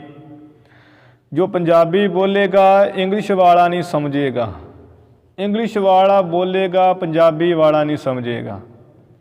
ਪਰ ਜੇ ਤੀਸਰਾ ਪੁਰਸ਼ ਵਿੱਚ ਬੈਠਾ ਹੋਵੇ, ਉਹ ਦੋਵੇਂ ਭਾਸ਼ਾ ਜਾਣਦਾ ਹੋਵੇ, ਤੇ ਉਹ ਕੀ ਕਹੂਗਾ? ਉਹ ਇਹ ਕਹੂਗਾ ਵੀ ਇਹ ਤੈਨੂੰ ਆਹ ਗੱਲ ਕਹਿ ਰਿਹਾ ਹੈ। ਵਿਚੋਲਗੀ ਹੋ ਗਈ ਨਾ ਆਪੇ ਹੀ। ਇਸੇ ਤਰ੍ਹਾਂ ਹੀ ਸਾਧ ਸੰਗਤ ਜੀ, ਜਿਹੜਾ ਜੀਵ ਪਰਮਾਤਮਾ, ਆਤਮਾ ਪਰਮਾਤਮਾ ਦੇ ਮੇਲ ਦੇ ਵਿੱਚ ਇਹ ਜਿਹੜੇ ਵਾਹਿਗੁਰੂ ਨਾਮ ਦੇ 4 ਅੱਖਰ ਹੈ, ਵਾਹਿਗੁਰੂ ਨਾਮ ਦਾ ਜਿਹੜਾ ਅਭਿਆਸ ਹੈ, ਇਹ ਦੋ ਭਾਸ਼ੀਆ ਵਿਚੋਲਗੀ ਕਰਦਾ ਹੈ। ਦੋ ਭਾਸ਼ਗੀ ਵਾਂਗ ਹੈ, ਭਾਵ ਇੱਕ ਮਿਕ ਕਰ ਦੇਣ ਵਾਲਾ ਜਿਹੜਾ ਵਾਹਿਗੁਰੂ ਨਾਮ ਸਿਮਰਨ ਕਰਦਾ ਹੈ, ਉਹਦੀ ਜਿਹੜੀ ਆਤਮਾ ਇੱਕ ਦਿਨ ਵਾਹਿਗੁਰੂ ਦੇ ਵਿੱਚ ਮਿਲ ਜਾਂਦੀ, ਲੀਨ ਹੋ ਜਾਂਦੀ ਹੈ। ਗਾਹਿਕ ਜੇ ਅਪਵਰਗ ਕੇ। ਜਿਹੜੇ ਗਾਹਕ ਹੈ, ਜਿਹੜੇ ਖਰੀਦਦਾਰ ਆ ਮੁਕਤੀ ਦੇ, ਭਲੇ ਦਲਾਲ ਵਿਚਾਰ। ਉਹ ਵੀ ਜਿਹੜੇ ਮੁਕਤੀ ਦੇ ਗਾਹਕ ਹੈ, ਉਹ ਵਿਚਾਰ ਲਓ ਕਿ ਜਿਹੜਾ ਵਾਹਿਗੁਰੂ ਨਾਮ ਹੈ ਇੱਕ ਦਲਾਲ ਦੀ ਨਿਆਈ ਹੈ। ਸਾਧ ਸੰਗਤ ਜੀ, ਜਿਵੇਂ ਇੱਕ ਅਲੰਕਾਰ ਹੀ ਬਣਿਆ ਇੱਥੇ, ਜਿਵੇਂ ਇੱਕ ਸ਼ਾਹ ਹੋਵੇ, ਇੱਕ ਖਰੀਦਦਾਰ ਹੋਵੇ, ਉਹਦੇ ਕੋਲ ਪੈਸੇ ਹੋਣ ਤੇ ਪਰ ਵਿੱਚ ਕੋਈ ਦਲਾਲ ਪੈ ਕੇ ਤੇ ਲੈਣ ਦੇਣ ਕਰਵਾ ਦੇ। ਉਹ ਦਲਾਲ ਹੁੰਦਾ ਜਿਹੜਾ ਕੋਈ ਗੱਲਬਾਤ ਸ਼ਾਹ ਦੀ ਤੇ ਖਰੀਦਦਾਰ ਦੀ ਵਿੱਚੋਂ ਵਿੱਚ ਕਰਵਾ ਦੇ। ਲੈਣ ਦੇਣ ਕਰਾਉਣ ਵਾਲਾ ਕੌਣ? ਦਲਾਲ। ਇਸੇ ਤਰ੍ਹਾਂ ਹੀ ਸਮਝ ਲਓ, ਧਿਆਨ ਦੇ ਕੇ ਥੋੜ੍ਹਾ ਜਿਹਾ, ਜਿਹੜਾ ਵਾਹਿਗੁਰੂ ਹੈ ਪਰਮੇਸ਼ਰ, ਉਹ ਤੇ ਹੈ ਸ਼ਾਹ। ਜਿਹੜਾ ਜੀਵ ਹੈ ਆਪਾਂ, ਇਹ ਸਮਝ ਲਓ ਖਰੀਦਦਾਰ ਹੈ। ਇਹਦੇ ਕੋਲ ਸ਼ੁਭ ਗੁਣਾ ਰੂਪੀ ਰਾਸ ਹੈ। ਸ਼ੁਭ ਗੁਣ ਰਾਸ ਕਹੀਏ ਪੈਸਾ ਹੈ, ਇਹਦੇ ਵਿੱਚ ਸ਼ੁਭ ਗੁਣ ਹੈ, ਸਤ ਸੰਤੋਖ ਹੈ, ਦਇਆ ਹੈ, ਧਰਮ ਹੈ। ਪਰ ਇੱਕ ਪ੍ਰੇਮ ਨਹੀਂ ਹੈ, ਭਾਵ ਗੁਣਾ, ਜਿਵੇਂ ਗੁਣ ਨਹੀਂ ਚੱਲਦੇ, ਗੁਣਾਂ ਦੇ ਨਾਲ ਪਰਮੇਸ਼ਰ ਨੂੰ ਨਹੀਂ ਪਾਇਆ ਜਾਂਦਾ, ਪ੍ਰੇਮਾ ਭਗਤੀ ਵੀ ਨਾਲ ਜ਼ਰੂਰੀ ਹੈ। ਤੇ ਇਹ ਮੰਨੋ ਕਿ ਬੰਦੇ ਪਾਸ, ਜੀਵ ਪਾਸ ਜਿਹੜਾ ਖਰੀਦਦਾਰ ਹੈ, ਵਾਹਿਗੁਰੂ ਸ਼ਾਹ ਦੇ ਪਾਸੋਂ ਖਰੀਦਦਾਰੀ ਕਰਨ ਵਾਲਾ, ਮੁਕਤੀ ਦਾ ਸੌਦਾ ਖਰੀਦਣਾ ਚਾਹੁੰਦਾ, ਸ਼ੁਭ ਗੁਣਾਂ ਨਾਲ ਭਰਪੂਰ ਹੈ, ਪਰ ਪ੍ਰੇਮ ਨਹੀਂ ਹੈ ਇੱਧਰ, ਹਜੇ ਪ੍ਰੇਮੀ ਅਵਸਥਾ ਨਹੀਂ ਹੈ। ਤੇ ਉਹ ਜਿਹੜੀ ਪ੍ਰੇਮੀ ਅਵਸਥਾ ਹੈ, ਜਦੋਂ ਵਾਹਿਗੁਰੂ ਦੇ 4 ਅੱਖਰਾਂ ਦਾ ਅਭਿਆਸ ਕਰੇਗਾ, ਨਾਮ ਜਪੇਗਾ, ਤਾਂ ਉਹ ਪ੍ਰੇਮ ਦੀ ਜਿਹੜੀ ਪਿਉਂਦ ਪਾ ਦਿੰਦੇ ਆ ਵਿੱਚ, ਪ੍ਰੇਮ ਜਿਹੜਾ ਸ਼ੁਭ ਗੁਣਾਂ 'ਚ ਪਾ ਦਿੰਦੇ ਆ। ਤੇ ਉਸ ਵਾਹਿਗੁਰੂ ਨੂੰ ਪ੍ਰੇਮ ਪਿਆਰਾ ਹੈ। ਜਿਨ ਪ੍ਰੇਮ ਕਿਉ ਤਿਨ ਹੀ ਪ੍ਰਭ ਪਾਇਓ।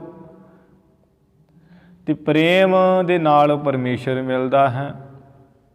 ਹੁਣ ਸਿੱਧਾ ਬਿਰਤੀ ਥੋੜ੍ਹੀ ਸੂਖਮ ਕਰਕੇ ਵਾਹਿਗੁਰੂ ਹੋ ਗਿਆ ਸਾਧ ਸੰਗਤ ਜੀ ਸ਼ਾਹ, ਜੀਵ ਹੋ ਗਿਆ ਖਰੀਦਦਾਰ, ਗੁਣਾ ਰੂਪੀ ਇਹਦੇ ਪਾਸ ਹੈ ਮਾਇਆ, ਖਰੀਦਣਾ ਚਾਹੁੰਦਾ ਹੈ ਮੁਕਤੀ, ਵਾਹਿਗੁਰੂ ਨਾਮ ਦਾ ਕੀਤਾ ਅਭਿਆਸ, ਤੇ ਉਹ ਵਾਹਿਗੁਰੂ ਨਾਮ ਨੇ ਪ੍ਰੇਮ ਜਿਹੜਾ ਹੈ ਪਿਉਂਦ ਕਰ ਦਿੱਤਾ, ਵਿੱਚ ਪਾ ਦਿੱਤਾ, ਤੇ ਜਿਹੜੀ ਮੁਕਤੀ ਰੂਪ ਸੌਦਾ ਸੀ ਉਹ ਵਾਹਿਗੁਰੂ ਪਾਸੋਂ ਲੈ ਦਿੱਤਾ। ਤੇ ਕਾਹਦੇ ਕਰਕੇ ਪ੍ਰਾਪਤੀ ਹੋਈ? ਵਾਹਿਗੁਰੂ ਦੇ ਨਾਮ ਕਰਕੇ। ਇਵੇਂ ਜਿਹੜਾ ਵਾਹਿਗੁਰੂ ਨਾਮ ਭਾਈ, ਜਿਹੜਾ ਗਾਹਕ, ਜਿਹੜੇ ਖਰੀਦਦਾਰ ਹੈ ਮੁਕਤੀ ਰੂਪੀ ਸੌਦੇ ਦੇ, ਉਹਨਾਂ ਦੇ ਵਿੱਚ ਦਲਾਲੀ ਕਰਨ ਵਾਲਾ ਹੈ। ਦਲਾਲ ਪੈ ਗਏ ਵਾਹਿਗੁਰੂ ਨਾਮ, ਤੇ ਉਹ ਦਲਾਲੀ ਕਰਨ ਵਾਲੇ ਵਾਹਿਗੁਰੂ ਨਾਮ ਨੂੰ ਸਮਝ ਲਓ ਉਹੀ ਮੁਕਤੀ ਦਿਵਾ ਸਕਦਾ ਉਸ ਵਾਹਿਗੁਰੂ ਸ਼ਾਹ ਪਾਸੋਂ। ਭਵ ਬੰਧਨ ਕੇ ਆਮ ਕੋ। ਫਿਰ ਜਿਹੜੇ ਭਾਵ ਬੰਧਨ ਹੈ, ਸੰਸਾਰ ਦੇ ਬੰਧਨ, ਸਭ ਤੋਂ ਵੱਡਾ ਬੰਧਨ ਕੀ ਆ? ਹਉਮੈ। ਜਿਹੜਾ ਵਾਹਿਗੁਰੂ ਵੱਲ ਲੱਗਣ ਨਹੀਂ ਦਿੰਦਾ ਤੇ ਕੰਮਾਂ ਵੱਲ ਖਿੱਚਦਾ ਹੈ, ਬਾਰ-ਬਾਰ ਘਰ ਵੱਲ ਖਿੱਚਦਾ ਹੈ। ਗੁਰੂ ਕੀ ਸੰਗਤ ਦੇ ਵਿੱਚ ਬੈਠਿਆਂ ਵੀ ਘਰ ਵੱਲ ਖਿੱਚਦਾ ਹੈ। ਚਲੋ ਹੁਣ ਚੱਲੀਏ, ਬਹੁਤ ਟਾਈਮ ਹੋ ਗਿਆ ਹੈ, ਘਰ ਦਾ ਕੰਮ ਵੀ ਕੋਈ ਵੇਖੀਏ। ਇਹ ਕੀ ਹੈ? ਭਾਵ ਸੰਸਾਰ ਦਾ ਬੰਧਨ। ਤੇ ਬੰਧਨ ਕਾਹਦੇ ਕਰਕੇ? ਹਉਮੈ ਕਰਕੇ। ਹਉਮੈ ਦਾ ਹੀ ਬੰਧਨ ਹੈ। ਹਉਮੈ ਇਹਾ ਜਾਤ ਹੈ, ਹਉਮੈ ਕਰਮ ਕਮਾਹੇ, ਹਉਮੈ ਏਈ ਬੰਧਨਾ ਫਿਰ ਜੋਨੀ ਪਾਹੇ। ਹਉਮੈ ਦਾ ਬੰਧਨ ਹੀ ਇਹੋ ਜਿਹਾ ਹੈ ਸਾਧ ਸੰਗਤ ਜੀ, ਜੂਨਾਂ ਵਿੱਚ ਪਾਉਂਦਾ ਹੈ। ਬੰਦਾ ਕਿਉਂ ਉੱਠ ਕੇ ਗਿਆ ਇੱਥੋਂ?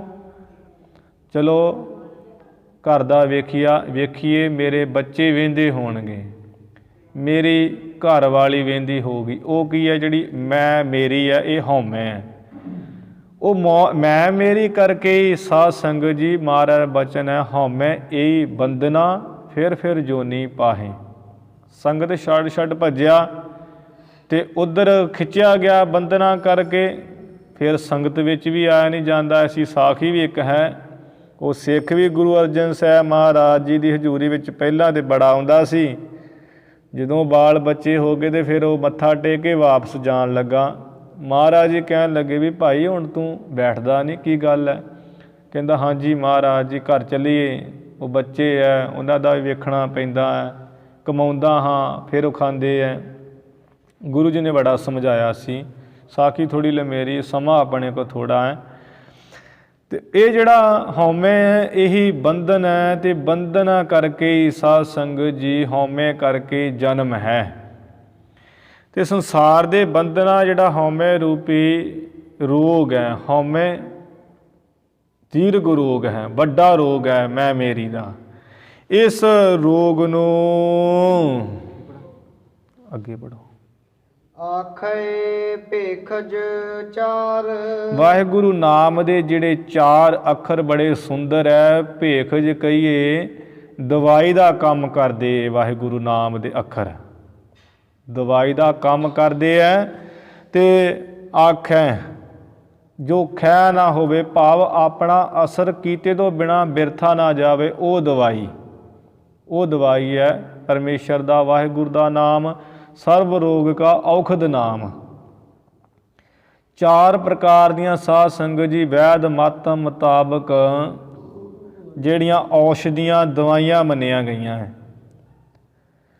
ਇੱਕ ਤੇ ਹੈ ਜਿਹੜੀ ਹੈ ਧਾਤਾਂ ਤੋਂ ਬਣਨ ਵਾਲੀਆਂ, ਸੋਨਾ ਚਾਂਦੀ, ਇਹ ਜਿਹੜੇ ਤਾਂਬਾ, ਇਹਨਾਂ ਤੋਂ ਦਵਾਈ ਬਣਦੀ ਹੈ ਜਿਹਨੂੰ ਰਸਾਇਣ ਕਹੀਦਾ ਹੈ, ਰਸਾਇਣ ਮਾਰੀ ਦੀ ਜਿਹੜੀ। ਤੇ ਧਾਤਾਂ ਤੋਂ ਬਣਨ ਵਾਲੇ ਦਵਾਈਆਂ ਕਿਹੜੀਆਂ ਹੈ? ਇੱਕ ਫਟਕੜੀ, ਫਿਰ ਕੁਸ਼ਤਾ, ਫੌਲਾਦ, ਇਹ ਧਾਤਾਂ ਤੋਂ ਦਵਾਈਆਂ ਬਣਦੀਆਂ ਹੈ ਵੈਦ ਮਤ ਮੁਤਾਬਕ। ਦੂਸਰੀ ਦਵਾਈ ਹੈ ਜਿਹੜੀਆਂ ਜੜੀ ਬੂਟੀਆਂ ਬਨਸਪਤੀ ਤੋਂ ਬਣਦੀਆਂ, ਜੜੀਆਂ ਬੂਟੀਆਂ ਤੋਂ, ਜਿਵੇਂ ਮਲੱਠੀ, ਜਵੈਣ, ਸੌਂਫ, ਇਹ ਵੀ ਦਵਾਈ ਦਾ ਕੰਮ ਕਰਦੇ ਆ, ਢਿੱਡ ਪੀੜ ਆਦਿ ਹਟਾ ਦਿੰਦੇ ਆ। ਆ ਬਨਕਸ਼ਾ ਜਿਵੇਂ ਬਣਦਾ ਜੜੀ ਬੂਟੀਆਂ ਤੋਂ। ਤੇ ਤੀਸਰਾ ਹੈ ਜੋ ਜਾਨਵਰਾਂ ਤੋਂ ਉਪਜੇ, ਜਿਵੇਂ ਹਾਥੀ ਹੁੰਦਾ, ਉਹਦੇ ਮੱਥੇ ਵਿੱਚ ਇੱਕ ਸਵਾਂਤੀ ਬੂੰਦ ਪੈਂਦੀ, ਇੱਕ ਸੁੱਚਾ ਮੋਤੀ ਉਹਦੇ ਮੱਥੇ 'ਚ ਪੈਦਾ ਹੁੰਦਾ, ਫਿਰ ਉਹ ਮੱਥੇ 'ਚੋਂ ਕੱਢਿਆ ਜਾਂਦਾ ਮੋਤੀ, ਉਹ ਤੋਂ ਦਵਾਈ ਬਣਦੀ। ਤੇ ਇੱਕ ਹਿਰਨ ਹੁੰਦਾ ਜਿਹਦੇ ਪੇਟ ਦੇ ਵਿੱਚ ਕਸਤੂਰੀ ਹੁੰਦੀ ਹੈ ਬੜੀ ਸੁਗੰਧੀ ਵਾਲੀ, ਉਹ ਵੀ ਦਵਾਈ ਦਾ ਕੰਮ ਕਰਦੀ ਹੈ। ਤੇ ਜਿਹੜੀ ਚੌਥੀ ਦਵਾਈ ਹੈ, ਚੌਥੀ ਔਸ਼ਧੀ ਮੰਨੀ ਹੈ, ਉਹ ਤਿੰਨਾਂ ਦੇ ਸੁਮੇਲ ਤੋਂ ਬਣਦੀ ਹੈ। ਭਾਵ ਜਿਹਦੇ ਵਿੱਚ ਧਾਤਾਂ ਤੋਂ ਵੀ ਸੋਨਾ ਚਾਂਦੀ ਮਿਲਾ ਕੇ, ਜੜੀ ਬੂਟੀਆਂ, ਹਾਥੀ ਦੇ ਮੱਥੇ 'ਚੋਂ ਨਿਕਲਣ ਵਾਲਾ ਮੋਤੀ ਜਾਂ ਕਸਤੂਰੀ ਆਦਿ ਮਿਲਾ ਕੇ ਜਿਹੜੇ ਤਿੰਨਾਂ ਦੇ ਸੁਮੇਲ ਤੋਂ ਬਣਦੀ ਹੈ, ਉਹ ਹੈ ਚੌਥੀ ਦਵਾਈ। ਤੇ ਉਹ ਆਪਣਾ ਅਸਰ ਕਰਕੇ ਹੀ ਛੱਡਦੀਆਂ ਹੈ। ਜੇ ਉਹ ਖੈ ਨਹੀਂ ਹੁੰਦੀਆਂ ਤੇ ਅਸਰ ਕੀਤੇ ਤੋਂ ਬਿਨਾਂ ਬਿਰਥਾ ਨਹੀਂ ਜਾਂਦੀਆਂ। ਇਵੇਂ ਜਿਹੜਾ ਵਾਹਿਗੁਰੂ ਦਾ ਨਾਮ ਹੈ, ਇਹ ਕੀ ਹੈ, ਬੜਾ ਸੁੰਦਰ ਹੈ। 4 ਅੱਖਰ ਵਾਹਿਗੁਰੂ ਨਾਮ ਦੇ, ਤੇ ਭੇਖਜ ਦਵਾਈ ਦਾ ਕੰਮ ਕਰਦੇ। ਆਪਣਾ ਅਸਰ ਕੀਤੇ ਤੋਂ ਬਿਨਾਂ ਵਾਹਿਗੁਰੂ ਨਾਮ ਦਾ ਅੱਖਰ, ਇਹ ਸ਼ਬਦ ਕੀਤਾ ਹੋਇਆ ਜਾਪ ਵਿਅਰਥ ਨਹੀਂ ਜਾਂਦਾ। ਜਿਹੜਾ ਹਉਮੈ ਦੀਰਘ ਰੋਗ ਹੈ, ਵੱਡਾ ਰੋਗ, ਜਿਹੜਾ ਜਿਹਦੇ ਕਰਕੇ ਜਨਮ ਹੁੰਦੇ ਹੈ, ਇਸ ਰੋਗ ਨੂੰ ਕੱਟ ਦੇਣ ਵਾਲਾ ਹੈ। ਇਸੇ ਤਰ੍ਹਾਂ ਸਾਧ ਸੰਗਤ ਜੀ, ਮਨ ਦੇ ਵੀ 4 ਰੋਗ ਹੈ, ਉਹਨਾਂ ਨੂੰ ਵੀ ਕੱਟਣ ਵਾਲਾ ਹੈ ਇਹ ਵਾਹਿਗੁਰੂ ਦਾ ਨਾਮ। ਇਹ 4 ਦਵਾਈਆਂ ਦਾ ਕੰਮ ਕਰਦਾ ਹੈ, 4 ਰੋਗਾਂ ਨੂੰ ਕੱਟਣ ਵਾਸਤੇ। ਇੱਕ ਤੇ ਮਨ ਦਾ ਵਿਕਾਰ ਹੈ ਮੈਲ, ਭਾਵ ਪਾਪਾਂ ਵੱਲ ਪੂਰਾ ਧਿਆਨ ਹੋਣਾ, ਤੇ ਨਾਮ ਸਿਮਰਨ ਵਿੱਚ ਜਿਹੜੀ ਰੁਚੀ ਹੁੰਦੀ ਨਹੀਂ, ਕਿਤੇ ਉੱਧਰ ਨਹੀਂ ਲੱਗਦਾ ਇਹ।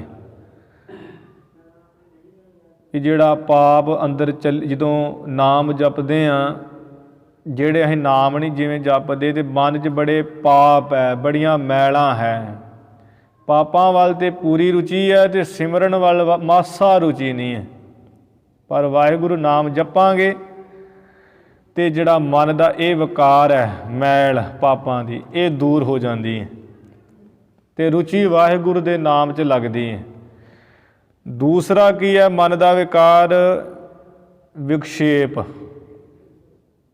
ਉਹ ਕੀ? ਖਿੰਡੇ ਰਹਿਣਾ, ਖਿੰਡੇ ਪੁੰਡੇ ਰਹਿਣਾ, ਕਿਤੇ ਧਿਆਨ ਨਾ ਲੱਗਣਾ ਰਤਾ ਵੀ। ਉਸ ਰੋਗ ਨੂੰ ਇਹ ਦੂਰ ਕਰਨ ਵਾਲਾ ਹੈ। ਜਿਹੜਾ ਖਿੰਡ ਰਹਿੰਦੇ ਨਾ ਆਪਣਾ, ਸਾਡਾ ਨਾਮ ਦੇ ਵਿੱਚ ਟਿਕਾਓ ਨਹੀਂ ਹੁੰਦਾ। ਜਿਹੜੇ ਅਭਿਆਸ ਕਰੀ ਜਾਂਦੇ, ਫਿਰ ਉਹਨਾਂ ਦਾ ਇੱਕ ਦਿਨ ਮਨ ਟਿਕ ਜਾਂਦਾ ਹੈ। ਤੀਸਰਾ ਹੈ ਮਨ ਦੀ ਇੱਕ ਹੋਰ ਬਿਮਾਰੀ, ਉਹ ਵਿਸ਼ਾ ਸ਼ਕਤੀ। ਭਾਵ ਜਿਹੜੇ ਮਨ, ਜਿਹੜੇ ਇੰਦਰੀਆਂ ਹੈ, ਇਹ ਰਸਾਂ ਕਸਾਂ ਵਿੱਚ ਲੱਗੀਆਂ ਰਹਿੰਦੀਆਂ ਹੈ। ਜ਼ੁਬਾਨ ਨੂੰ ਚਾਹੀਦਾ ਖੱਟਾ ਮਿੱਠਾ ਮਿਲਦਾ ਹੀ ਰਹੇ, ਕੰਨਾਂ ਦੇ ਵਿੱਚ ਸਾਜ਼ ਬਾਜ਼ ਵੱਜਦੇ ਰਹਿਣ, ਅੱਖਾਂ ਰੂਪ ਵੇਖਣ 'ਚ ਖੁਸ਼ ਹੈ, ਜਿਹੜਾ ਨੱਕ ਹੈ ਚੰਗੀ ਸੁਗੰਧੀ ਲੈਣ ਵਿੱਚ ਖੁਸ਼ ਹੈ। ਇਹ ਮਨ ਨੂੰ ਬਿਮਾਰੀ ਹੈ। ਨਾਮ ਸਿਮਰਨ ਨਾਲ ਇਹ ਜਿਹੜੇ ਵਿਸ਼ੇ ਸਾਧ ਸੰਗਤ ਜਿਹਨਾਂ ਤੋਂ ਉਪਰਾਮ ਹੋ ਜਾਈਦਾ ਹੈ। ਭਾਵ ਫਿਰ ਰੁੱਖਾ ਮਿੱਸਾ ਮਿਲ ਗਿਆ ਤਾਂ ਵੀ ਉਹ ਜਿਹੜਾ ਪੁਰਖ ਜਪਣ ਵਾਲਾ ਛਕ ਲੈਂਦਾ ਹੈ। ਰੂਪ ਨਾਲ ਗੁਰੂ ਦਾ ਦਰਸ਼ਨ ਕਰਦਾ, ਦੂਸਰਾ ਦਰਸ਼ਨ ਫਿਰ ਉਹ ਕੋਈ ਨਹੀਂ ਕਰਦਾ। ਕੰਨਾਂ ਨਾਲ ਉਹ ਬਾਣੀ ਸੁਣਦਾ ਹੈ, ਦੂਜੀਆਂ ਨਿੰਦਿਆ ਆਦਿਕ ਹੋਰ ਕੋਈ ਗਾਣੇ ਆਦਿਕ ਬਿਲਕੁਲ ਨਹੀਂ ਸੁਣਦਾ।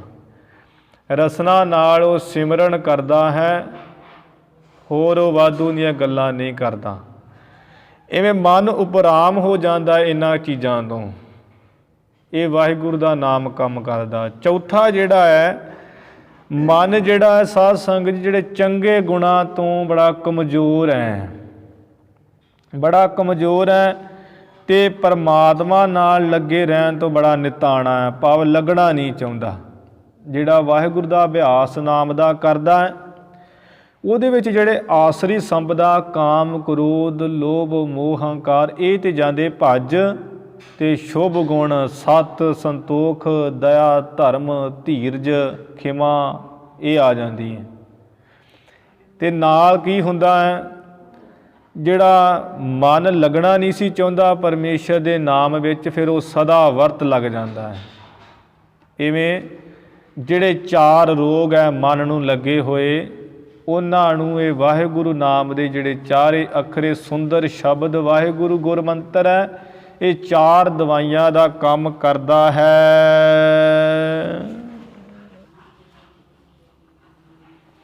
ਪਰਮ ਤਮ ਕੋ ਸਮ ਪਾਨ ਕੈ। ਭਰਮ, ਭਰਮ ਪਾਠ ਪੜ੍ਹਿਆ ਜਾਂਦਾ, ਕਿਉਂਕਿ ਪੈਰ 'ਚ ਰਾਰਾ ਅੱਧਾ ਹੈ। ਭਰਮ ਜਿਹੜਾ ਹੈ ਉਹਨੂੰ ਸਿੱਧਾ ਹੁਣ ਅਰਥ ਮੁਤਾਬਕ 'ਚ ਭਰਮ ਕਹਿਣਾ ਹੈ। ਪੜ੍ਹਨ ਵਿੱਚ ਭਰਮ ਹੀ ਪੜ੍ਹਿਆ ਜਾਏਗਾ ਜਿਵੇਂ ਲਿਖਿਆ ਹੈ। ਭਰਮ ਜਿਹੜਾ ਭਰਮ ਰੂਪੀ ਹਨੇਰਾ ਹੈ, ਉਹ ਕਿਹੜਾ ਹਨੇਰਾ ਸਾਧ ਸੰਗਤ ਜੀ? ਹਿਰਦਾ, ਸਾਡਾ ਜਿਹੜਾ ਹਿਰਦੇ ਤੇ ਅਗਿਆਨ ਦਾ ਹਨੇਰਾ ਹੈ। ਅਗਿਆਨ ਦੇ ਹਨੇਰੇ ਨੂੰ ਇਹ ਵਾਹਿਗੁਰੂ ਨਾਮ ਦੇ 4 ਅੱਖਰ, ਇਹ ਵਾਹਿਗੁਰੂ ਜਿਹੜਾ ਗੁਰ ਮੰਤਰ ਹੈ, ਇਹ ਸੂਰਜ ਵਾਂਗ ਸੂਰਜ ਸਮਾਨ ਹੈ, ਗਿਆਨਵਾਨ, ਗਿਆਨ ਕਰ ਦੇਣ ਵਾਲਾ। ਜਿਵੇਂ ਸੂਰਜ ਚੜ੍ਹੇ ਤੇ ਸਾਨੂੰ ਪ੍ਰਕਾਸ਼ ਹੁੰਦਾ ਤੇ ਅੱਖਾਂ ਨਾਲ ਗਿਆਨ ਹੋਣ ਲੱਗ ਪੈਂਦਾ, ਫਲਾਣੀ ਚੀਜ਼ ਇੱਥੇ ਪਈ ਹੈ, ਧਿੰਗਾਣੀ ਚੀਜ਼ ਇੱਥੇ ਪਈ ਹੈ, ਹਨੇਰੇ 'ਚ ਨਹੀਂ ਦਿਸਦੀ। ਇਵੇਂ ਜਿਹੜਾ ਹਿਰਦੇ ਉੱਤੇ ਗਿਆਨ ਦਾ ਹਨੇਰਾ ਹੈ, ਭਰਮ ਦਾ ਹਨੇਰਾ ਹੈ, ਅਗਿਆਨ ਦਾ, ਉਸ ਨੂੰ ਨਾਸ ਕਰਨ ਵਿੱਚ ਵਾਹਿਗੁਰੂ ਨਾਮ ਦਾ ਜਿਹੜਾ ਜਾਪ ਹੈ ਇਹ ਸੂਰਜ ਸਮਾਨ ਹੈ। ਦੇਤ ਸ਼ਬਦ ਉਰਟਾਰ, ਜਿਹੜਾ ਹਿਰਦੇ ਦੇ ਉੱਪਰ ਅਗਿਆਨ ਰੂਪੀ ਹਨੇਰੇ ਨੂੰ ਸੂਰਜ ਵਾਂਗ ਪ੍ਰਕਾਸ਼ ਕਰਕੇ ਬੜੀ ਛੇਤੀ ਇਹ ਟਾਲ ਦੇਣ ਵਾਲਾ, ਬ੍ਰਹਮ ਗਿਆਨ ਬਖਸ਼ਣ ਵਾਲਾ ਹੈ। ਚੌਪਈ ਜੇ ਭਵ ਸਾਵਜ ਕਰਹਿ ਅਨੰਤਾ। ਭਾਈ ਸਾਹਿਬ ਜੀ ਹੁਣ ਨਾਮ ਦੀ ਮਹਿਮਾ ਕਰਦੇ ਹੋਏ ਦੱਸ ਰਹੇ ਹੈ ਵੀ ਜਿਹੜੇ ਆ ਸੰਸਾਰ ਰੂਪੀ ਹਾਥੀ ਤੋਂ ਆਤੰਕਾ ਕਈਏ ਬਹੁਤਾ ਜਾਂ ਡਰਦੇ ਹਨ, ਡਰ ਰਹੇ ਹਨ। ਨਾਮ ਕਿਹਰੀ ਤਕਹੇ ਸੋ ਅੰਕਾ। ਨਾਮ ਕਿਹਰੀ, ਇਹ ਜਿਹੜਾ ਵਾਹਿਗੁਰੂ ਨਾਮ ਹੈ ਕਿਹਰੀ ਸ਼ੇਰ ਹੈ, ਬੱਬਰ ਸ਼ੇਰ ਹੈ। ਕਿਹਰੀ ਸ਼ੇਰ ਵੀ ਛੋਟਾ ਹੁੰਦਾ, ਇੱਕ ਹੈ ਕਿਹਰੀ ਸ਼ੇਰ, ਇੱਕ ਹੈ ਸਾਧ ਸੰਗਤ ਜੀ ਕੱਲਾ ਸ਼ੇਰ, ਇੱਕ ਹੈ ਸਾਰਦੂਲ। ਉਹ ਸਾਰਦੂਲ ਸ਼ੇਰ ਹੈ ਜਿਹਦੀ ਜੱਤ ਇੰਨੀ ਵੱਡੀ, ਬਸ ਥੋੜ੍ਹਾ ਦਾ ਮੂੰਹ ਦਿਖਦਾ ਸ਼ੇਰ ਦਾ, ਬਾਕੀ ਉਹਦੀ ਜੱਤ ਬਹੁਤ ਵੱਡੀ, ਜਿਹਨੂੰ ਬੱਬਰ ਸ਼ੇਰ ਕਿਹਾ ਜਾਂਦਾ ਹੈ। ਉਹ ਸਾਰਦੂਲ ਸ਼ੇਰ 'ਚ ਇੰਨੀ ਤਾਕਤ ਹੈ ਜਿਵੇਂ ਸ਼ੇਰ ਵਿੱਚ ਜਿਹੜੀ ਤਾਕਤ ਉਹਦੇ 10 ਝੋਟਿਆਂ ਜਿੰਨੀ ਹੈ। ਕੱਲੇ ਸ਼ੇਰ 'ਚ ਤਾਕਤ ਮੰਨੀ ਵਿਦਵਾਨ ਕਹਿੰਦੇ ਹੈ। ਤੇ 10 ਸ਼ੇਰਾਂ ਜਿੰਨੀ ਤਾਕਤ ਹੈ ਕਿਹਰੀ ਸ਼ੇਰ ਵਿੱਚ, ਤੇ 10 ਕਿਹਰੀ ਸ਼ੇਰ ਜਿੰਨਾ ਤਾਕਤ ਹੈ ਸਾਰਦੂਲ ਬੱਬਰ ਸ਼ੇਰ ਦੇ ਵਿੱਚ। ਇੰਨੀ ਤਾਕਤ ਦਾ ਮਾਲਕ ਹੁੰਦਾ ਉਹ। ਤੇ ਮਾਨੋ ਕਿ ਜਿਹੜਾ ਹੈ ਵਾਹਿਗੁਰੂ ਨਾਮ ਹੈ ਇਹ ਕਿਹਰੀ ਸ਼ੇਰ ਦੇ ਸਮਾਨ ਹੈ। ਇਸ ਨਾਮ ਜੋ ਕਿਹਰੀ ਸ਼ੇਰ ਦੇ ਸਮਾਨ ਹੈ, ਇਹਦੇ ਅੰਕਾ ਕਹੀਏ ਸ਼ਰਨ ਉਹ ਤੱਕਣ। ਜੇ ਨਰ ਗ੍ਰਸੇ ਕਲੂਖ ਅਹਿਸਾ। ਆ ਜਿਹੜੇ ਨਰ ਆ ਪਾਪਾਂ ਰੂਪੀ ਨਾਗ ਦੇ ਨਾਲ ਗ੍ਰਸੇ ਪਏ ਹੈ, ਨਾਗ ਰੂਪੀ ਪਾਪਾਂ ਦੇ ਨਾਲ। ਅਹਿਸ਼ਾ ਜਿਹੜਾ ਇਹ ਕਹੀਏ ਸੱਪ ਦੇ, ਸੱਪਾਂ ਦਾ ਈਸ਼ ਕਿਹੜਾ ਹੈ? ਸ਼ੇਸ਼ਨਾਗ। ਇੱਥੇ ਸ਼ੇਸ਼ਨਾਗ ਤੋਂ ਅਰਥ ਨਹੀਂ ਲੈਣਾ, ਕਿਉਂਕਿ ਸ਼ੇਸ਼ਨਾਗ ਤੇ ਪਰਮੇਸ਼ਰ ਦਾ ਭਗਤ ਹੈ, ਉਹ ਤੇ ਸਿਮਰਨ ਕਰਦਾ ਹੈ 2000 ਰਸਨਾ ਦੇ ਨਾਲ। ਫਿਰ ਹੋਰ ਕਿਹੜੇ ਹੈ? ਅਹੇਸ਼ ਮੰਨੇ ਗਏ, ਇੱਕ ਤਕਸ਼ਕ ਨਾਗ ਹੈ, ਤਕਸ਼ਕ ਨਾਗ, ਇੱਕ ਬਾਸਕ ਨਾਗ। ਇਹਨਾਂ ਦੀਆਂ 8 ਕਿਸਮਾਂ ਹੈ ਲਿਖੀਆਂ ਹੋਈਆਂ ਪੁਰਾਣਾਂ ਦੇ ਵਿੱਚ। ਅਨੰਤ, ਵਾਸਕ, ਪਦਮ, ਮਹਾਪਦਮ, ਤਕਸ਼ਕ, ਕੁਲੀਰ, ਕਰੋਰਟਕ ਤੇ ਸੰਖ। ਇਹ 8 ਸਾਧ ਸੰਗਤ ਜੀ ਨਾਗਾਂ ਦੀਆਂ ਕਿਸਮਾਂ ਹੈ। ਤੇ ਇੱਥੇ 8 ਨਾਗ ਹੀ ਲੈ ਲਓ, ਅਰਥ ਮੁਤਾਬਕ ਕੋਈ ਵੀ ਨਾਂ, ਜਾਂ ਕੋਈ ਇੱਕ ਨਾਮ ਲੈ ਲਓ, ਜਾਂ 8 ਨਾਗਾਂ ਦੇ ਨਾਮ ਲੈ ਲਓ, ਜਾਂ ਸਿੱਧਾ ਇੱਕ ਤਸ਼ਕ ਨਾਗ ਕਹਿ ਲਓ, ਬਾਸਕ ਨਾਗ ਕਹਿ ਲਓ। ਜਿਹੜੇ ਬਾਸਕ ਨਾਗ ਜਾਂ 8 ਨਾਗਾਂ ਰੂਪੀ ਜਿਹੜੇ ਕਾਲਖ ਪਾਪ ਹੈ, ਜਿਹੜੇ ਇਹਨਾਂ ਪਾਪਾਂ ਦੇ ਨਾਲ ਗ੍ਰਸੇ ਪਏ ਹੈ। ਜਾਹੇ ਸਰਨ ਸੋ ਨਾਮ ਖਗੇਸ਼ਾ। ਉਹ ਜਿਹੜਾ ਵਾਹਿਗੁਰੂ ਨਾਮ ਹੈ, ਜੋ ਗਰੜ ਖਾਗ ਜਿਹੜੇ ਪੰਛੀ ਹੈ, ਪੰਛੀਆਂ ਦਾ ਈਸ਼ ਕਹੀਏ ਰਾਜਾ ਕਿਹੜਾ ਹੈ? ਗਰੜ ਪੰਛੀ, ਵੱਡਾ ਪੰਛੀ। ਜੇ ਤੂੰ ਸੱਪ ਸਾਰੇ ਨੱਠ ਜਾਂਦੇ, ਉਹ ਸੱਪਾਂ ਨੂੰ ਖਾ ਜਾਂਦਾ ਪੰਛੀ ਗਰੜ। ਇਹ ਨਾਮ ਕੀ ਹੈ? ਗਰੜ ਪੰਛੀ ਸਮਾਨ। ਵਾਹਿਗੁਰੂ ਨਾਮ ਜਿਹੜਾ ਗਰੜ ਪੰਛੀ ਸਮਾਨ ਹੈ, ਇਸ ਦੀ ਜਾ ਕੇ ਉਹ ਸ਼ਰਨ ਲੈ ਲੈਣ। ਜਿਹੜੇ ਨਾਗ ਰੂਪੀ ਪਾਪਾਂ ਰੂਪੀ ਨਾਗਾਂ ਦੇ ਨਾਲ ਜਾਂ ਨਾਗਾਂ ਰੂਪੀ ਪਾਪਾਂ ਦੇ ਨਾਲ ਜਿਹੜੇ ਪੁਰਸ਼ ਗ੍ਰਸੇ ਹੋਏ ਹੈ, ਉਹ ਨਾਮ ਰੂਪੀ ਜਿਹੜਾ ਗਰੜ ਪੰਛੀ ਹੈ ਉਸ ਦੀ ਸ਼ਰਨ ਤੱਕ ਲੈਣ ਚਲੇ ਜਾਣ। ਭਵ ਸਾਗਰ ਮਹਿ ਖਾਤ ਜੇ ਗੋਤੂ। ਭਾਈ ਸਾਹਿਬ ਜੀ ਕਹਿੰਦੇ ਜਿਹੜਾ ਇਹ ਸੰਸਾਰ ਸਮੁੰਦਰ ਹੈ, ਜਿਹਦੇ ਵਿੱਚ ਪਦਾਰਥ ਰੂਪੀ ਪਾਣੀ ਭਰੇ ਹੋਏ ਆ, ਚੀਜ਼ਾਂ ਰੂਪੀ ਗੱਡੀ ਲੰਘੀ, ਫਲਾਣੀ ਗੱਡੀ ਬੜੀ ਵਧੀਆ ਹੈ, ਆ ਫਲਾਣੇ ਨੇ ਆ ਫਲਾਣੀ ਚੀਜ਼ ਬੜੀ ਸੋਹਣੀ ਬਣਾਈ ਹੋਈ ਹੈ। ਇਹ ਜਿਹੜਾ ਸੰਸਾਰ ਮੰਨੋ ਸਮੁੰਦਰ ਹੈ। ਸਾਧ ਸੰਗਤ ਜੀ ਸਿੱਧਾ ਜਿਹਾ ਅਰਥ ਕਰਕੇ ਵੀ ਲੰਘ ਸਕੀਦਾ ਹੈ, ਥੋੜ੍ਹਾ ਜਿਹਾ ਸਮਝ ਆ ਜਾਣ ਵਾਸਤੇ ਵਿਸਥਾਰ ਕੀਤਾ ਜਾਂਦਾ ਕਿ ਸੰਸਾਰ ਕੀ ਹੈ? ਸਮੁੰਦਰ ਹੈ। ਇਹਦੇ ਵਿੱਚ ਪਦਾਰਥ ਜਿਹੜੇ ਚੰਗੇ ਚੰਗੇ ਜਿਨ੍ਹਾਂ ਨੂੰ ਵੇਖ ਕੇ ਲਾਲਚ ਵਸ ਹੋ ਜਾਣੇ, ਉਹ ਕੀ ਹੈ? ਪਾਣੀ। ਤੇ ਇਹਦੇ ਵਿੱਚ ਜਿਵੇਂ ਸਮੁੰਦਰ 'ਚ ਜੀਵ ਜੰਤੂ ਹੈ, ਇਹਦੇ ਵਿੱਚ ਕਿਹੜੇ ਜੀਵ ਜੰਤੂ ਹੈ? ਕਾਮ, ਕ੍ਰੋਧ, ਲੋਭ, ਮੋਹ, ਹੰਕਾਰ, ਰਾਗ, ਦਵੈਸ਼, ਈਰਖਾ, ਨਿੰਦਾ, ਚੁਗਲੀ। ਇਹ ਸੰਸਾਰ ਸਮੁੰਦਰ ਵਿੱਚ ਜੀਵ ਜੰਤੂ ਵੱਡੇ ਵੱਡੇ ਮਗਰਮੱਛਾਂ ਸਮਾਨ ਹੈ। ਤੇ ਇਹ ਜਿਹੜੇ ਐਸੇ ਭਿਆਨਕ ਸੰਸਾਰ ਸਮੁੰਦਰ ਦੇ ਵਿੱਚ ਜਿਹੜੇ ਜੀਵ ਆ ਗੋਤੇ ਖਾ ਰਹੇ, ਡੁਬਕੀਆਂ ਲਾ ਰਹੇ, ਮਰ ਰਹੇ ਹਨ। ਗਹਿ ਕਿਉ ਨਾ ਸ੍ਰੀ ਨਾਮ ਜਪੋ ਤੂ। ਭਾਈ ਸਾਹਿਬ ਜੀ ਕਹਿੰਦੇ ਉਹ ਕਿਉਂ ਨਹੀਂ ਉਹ ਜੋ ਸਤਿਗੁਰੂ ਦਾ ਨਾਮ ਹੈ, ਸੋਭਾ ਵਾਲਾ ਵਾਹਿਗੁਰੂ ਨਾਮ ਹੈ ਜਿਹੜਾ ਜਹਾਜ਼ ਵਾਂਗ ਹੈ, ਉਹਦੀ ਕਿਉਂ ਨਹੀਂ ਉਹ ਸ਼ਰਨ ਲੈਂਦੇ? ਕਿਉਂ ਨਹੀਂ ਉਹ ਵਾਹਿਗੁਰੂ ਨਾਮ ਨੂੰ ਪਕੜ ਕਰਦੇ? ਕਿਉਂ ਨਹੀਂ ਜਪਦੇ ਕਿ ਵਾਹਿਗੁਰੂ ਨਾਮ ਜਹਾਜ਼ ਹੈ, ਚੜ੍ਹੇ ਸੋ ਉਤਰੈ ਪਾਰ। ਵਾਹਿਗੁਰੂ ਨਾਮ ਜਿਹੜਾ ਜਹਾਜ਼ ਵਾਂਗ ਹੈ, ਜਿਹੜਾ ਇਸ ਜਹਾਜ਼ 'ਤੇ ਚੜ੍ਹ ਜਾਊਗਾ ਤੇ ਉਹ ਪਾਰ ਉਤਰ ਜਾਊ ਇਹ ਸੰਸਾਰ ਸਮੁੰਦਰ ਤੋਂ। ਜਿਵੇਂ ਸੰਸਾਰ ਦੇ ਉੱਤੇ ਸਮੁੰਦਰ ਹੈ, ਉਹ ਜਹਾਜ਼ 'ਚ ਚੜ੍ਹ ਜਾਈਏ ਤੇ ਪਾਰਲੇ ਪਾਸੇ ਲੱਗ ਜਾਈਦਾ ਹੈ। ਇਸੇ ਤਰ੍ਹਾਂ ਸੰਸਾਰ ਸਮੁੰਦਰ ਤੋਂ ਪਾਰ ਹੋਣ ਵਾਸਤੇ ਵਾਹਿਗੁਰੂ ਨਾਮ ਰੂਪੀ ਜਹਾਜ਼ ਹੈ। ਇਹਦੇ ਵਿੱਚ ਕਵੀ ਸਾਹਿਬ ਜੀ ਕਹਿੰਦੇ ਇਸ ਵਾਹਿਗੁਰੂ ਨਾਮ ਦੇ ਜਹਾਜ਼ ਰੂਪੀ ਵਿੱਚ ਕਿਉਂ ਨਹੀਂ ਇਹ ਜੀਵ ਚੜ੍ਹਦੇ? ਸਿਮਰਨ ਮਹਿ ਕਿਛ ਖਰਚ ਨਾ ਦੇਖਦਾ। ਕਿਉਂਕਿ ਵਾਹਿਗੁਰੂ ਨਾਮ ਦੇ ਸਿਮਰਨ ਵਿੱਚ ਤੇ ਕੋਈ ਖੇਦਾ, ਕੋਈ ਦੁੱਖ ਨਹੀਂ ਹੈ, ਕੋਈ ਤੰਗੀ ਨਹੀਂ ਹੈ। ਮੰਜੀ 'ਤੇ ਬੈਠੇ ਜਪ ਸਕਦੇ ਹਾਂ, ਤੁਰੇ ਫਿਰਦੇ ਜਪ ਸਕਦੇ ਹਾਂ, ਕਿਤੇ ਵੀ ਜਪ ਸਕਦੇ ਹਾਂ। ਦੂਜੇ ਕਰਮਾਂ ਵਿੱਚ ਦੇ ਸਾਧ ਸੰਗਤ ਜੀ ਮਾਇਆ ਬੜੀ ਚਾਹੀਦੀ ਹੈ। ਜੇ ਜਗ ਕਰਨਾ ਹੈ ਤਾਂ ਵੀ ਮਾਇਆ ਦੀ ਲੋੜ ਹੈ। ਜੇ ਆਪਾਂ ਨੇ ਕਿਉਂਕਿ ਹੁਣ ਦੇ ਹਿਸਾਬ ਨਾਲ ਜਗ ਆ ਕਿ ਜਿਵੇਂ ਘਰਾਂ 'ਚ ਖੰਡ ਪਾਠ ਕਰਾਉਂਦੇ ਤੇ ਜਗ ਕਰਦੇ ਨਾ ਲੰਗਰ ਪ੍ਰਸ਼ਾਦਾ, ਤੇ ਉਹ ਵੀ ਵੇਖੋ ਉਹਦੇ ਵਿੱਚ ਹੀ ਖਿਆਈ ਤੇ ਹੈ ਕਿ ਮਾਇਆ ਚਾਹੀਦੀ, ਫੇਰ ਹੀ ਖੰਡ ਪਾਠ ਕਰਾਵਾਂਗੇ। ਤੇ ਫਿਰ ਜਿਹੜਾ ਕੋਈ ਦਾਨ ਕਰਨਾ ਹੈ ਕਿਸੇ ਨੂੰ, ਕੋਈ ਪੈਸਾ ਧੇਲਾ ਕੋਈ ਵਸਤੂ ਘਰ ਮਾਇਆ ਹੋਊ ਤੇ ਤਾਂ ਹੀ ਦੇਵਾਂਗੇ, ਫਿਰ ਹੀ ਦਾਨ ਕਰਾਂਗੇ। ਤੇ ਫਿਰ ਜਿਹੜਾ ਕੋਈ ਤਪ ਕਰਨਾ ਹੈ ਸਰੀਰ ਨੂੰ ਕੋਹ ਕੇ, ਉਹ ਵੀ ਦੁੱਖਦਾਈ ਹੈ, ਦੁੱਖ ਦਿੰਦਾ ਹੈ। 5 ਧੂਣੀਆਂ ਤਖਾਵਾਂਗੇ। ਇਸੇ ਤਰ੍ਹਾਂ ਖੂਜ ਵਿੱਚ ਪੁੱਠੇ ਲਟਕਾਂਗੇ, ਰੁੱਖ ਨਾ ਲਟਕਾਂਗੇ, ਜੰਗਲਾਂ 'ਚ ਤੁਰੇ ਫਿਰਾਂਗੇ ਤੇ ਦੁੱਖ ਤੇ ਆਉਂਦਾ ਹੀ ਹੈ। ਦੁੱਖ ਸਰੀਰ ਕਰਕੇ ਹੈ ਕਿ ਨਹੀਂ ਹੈ?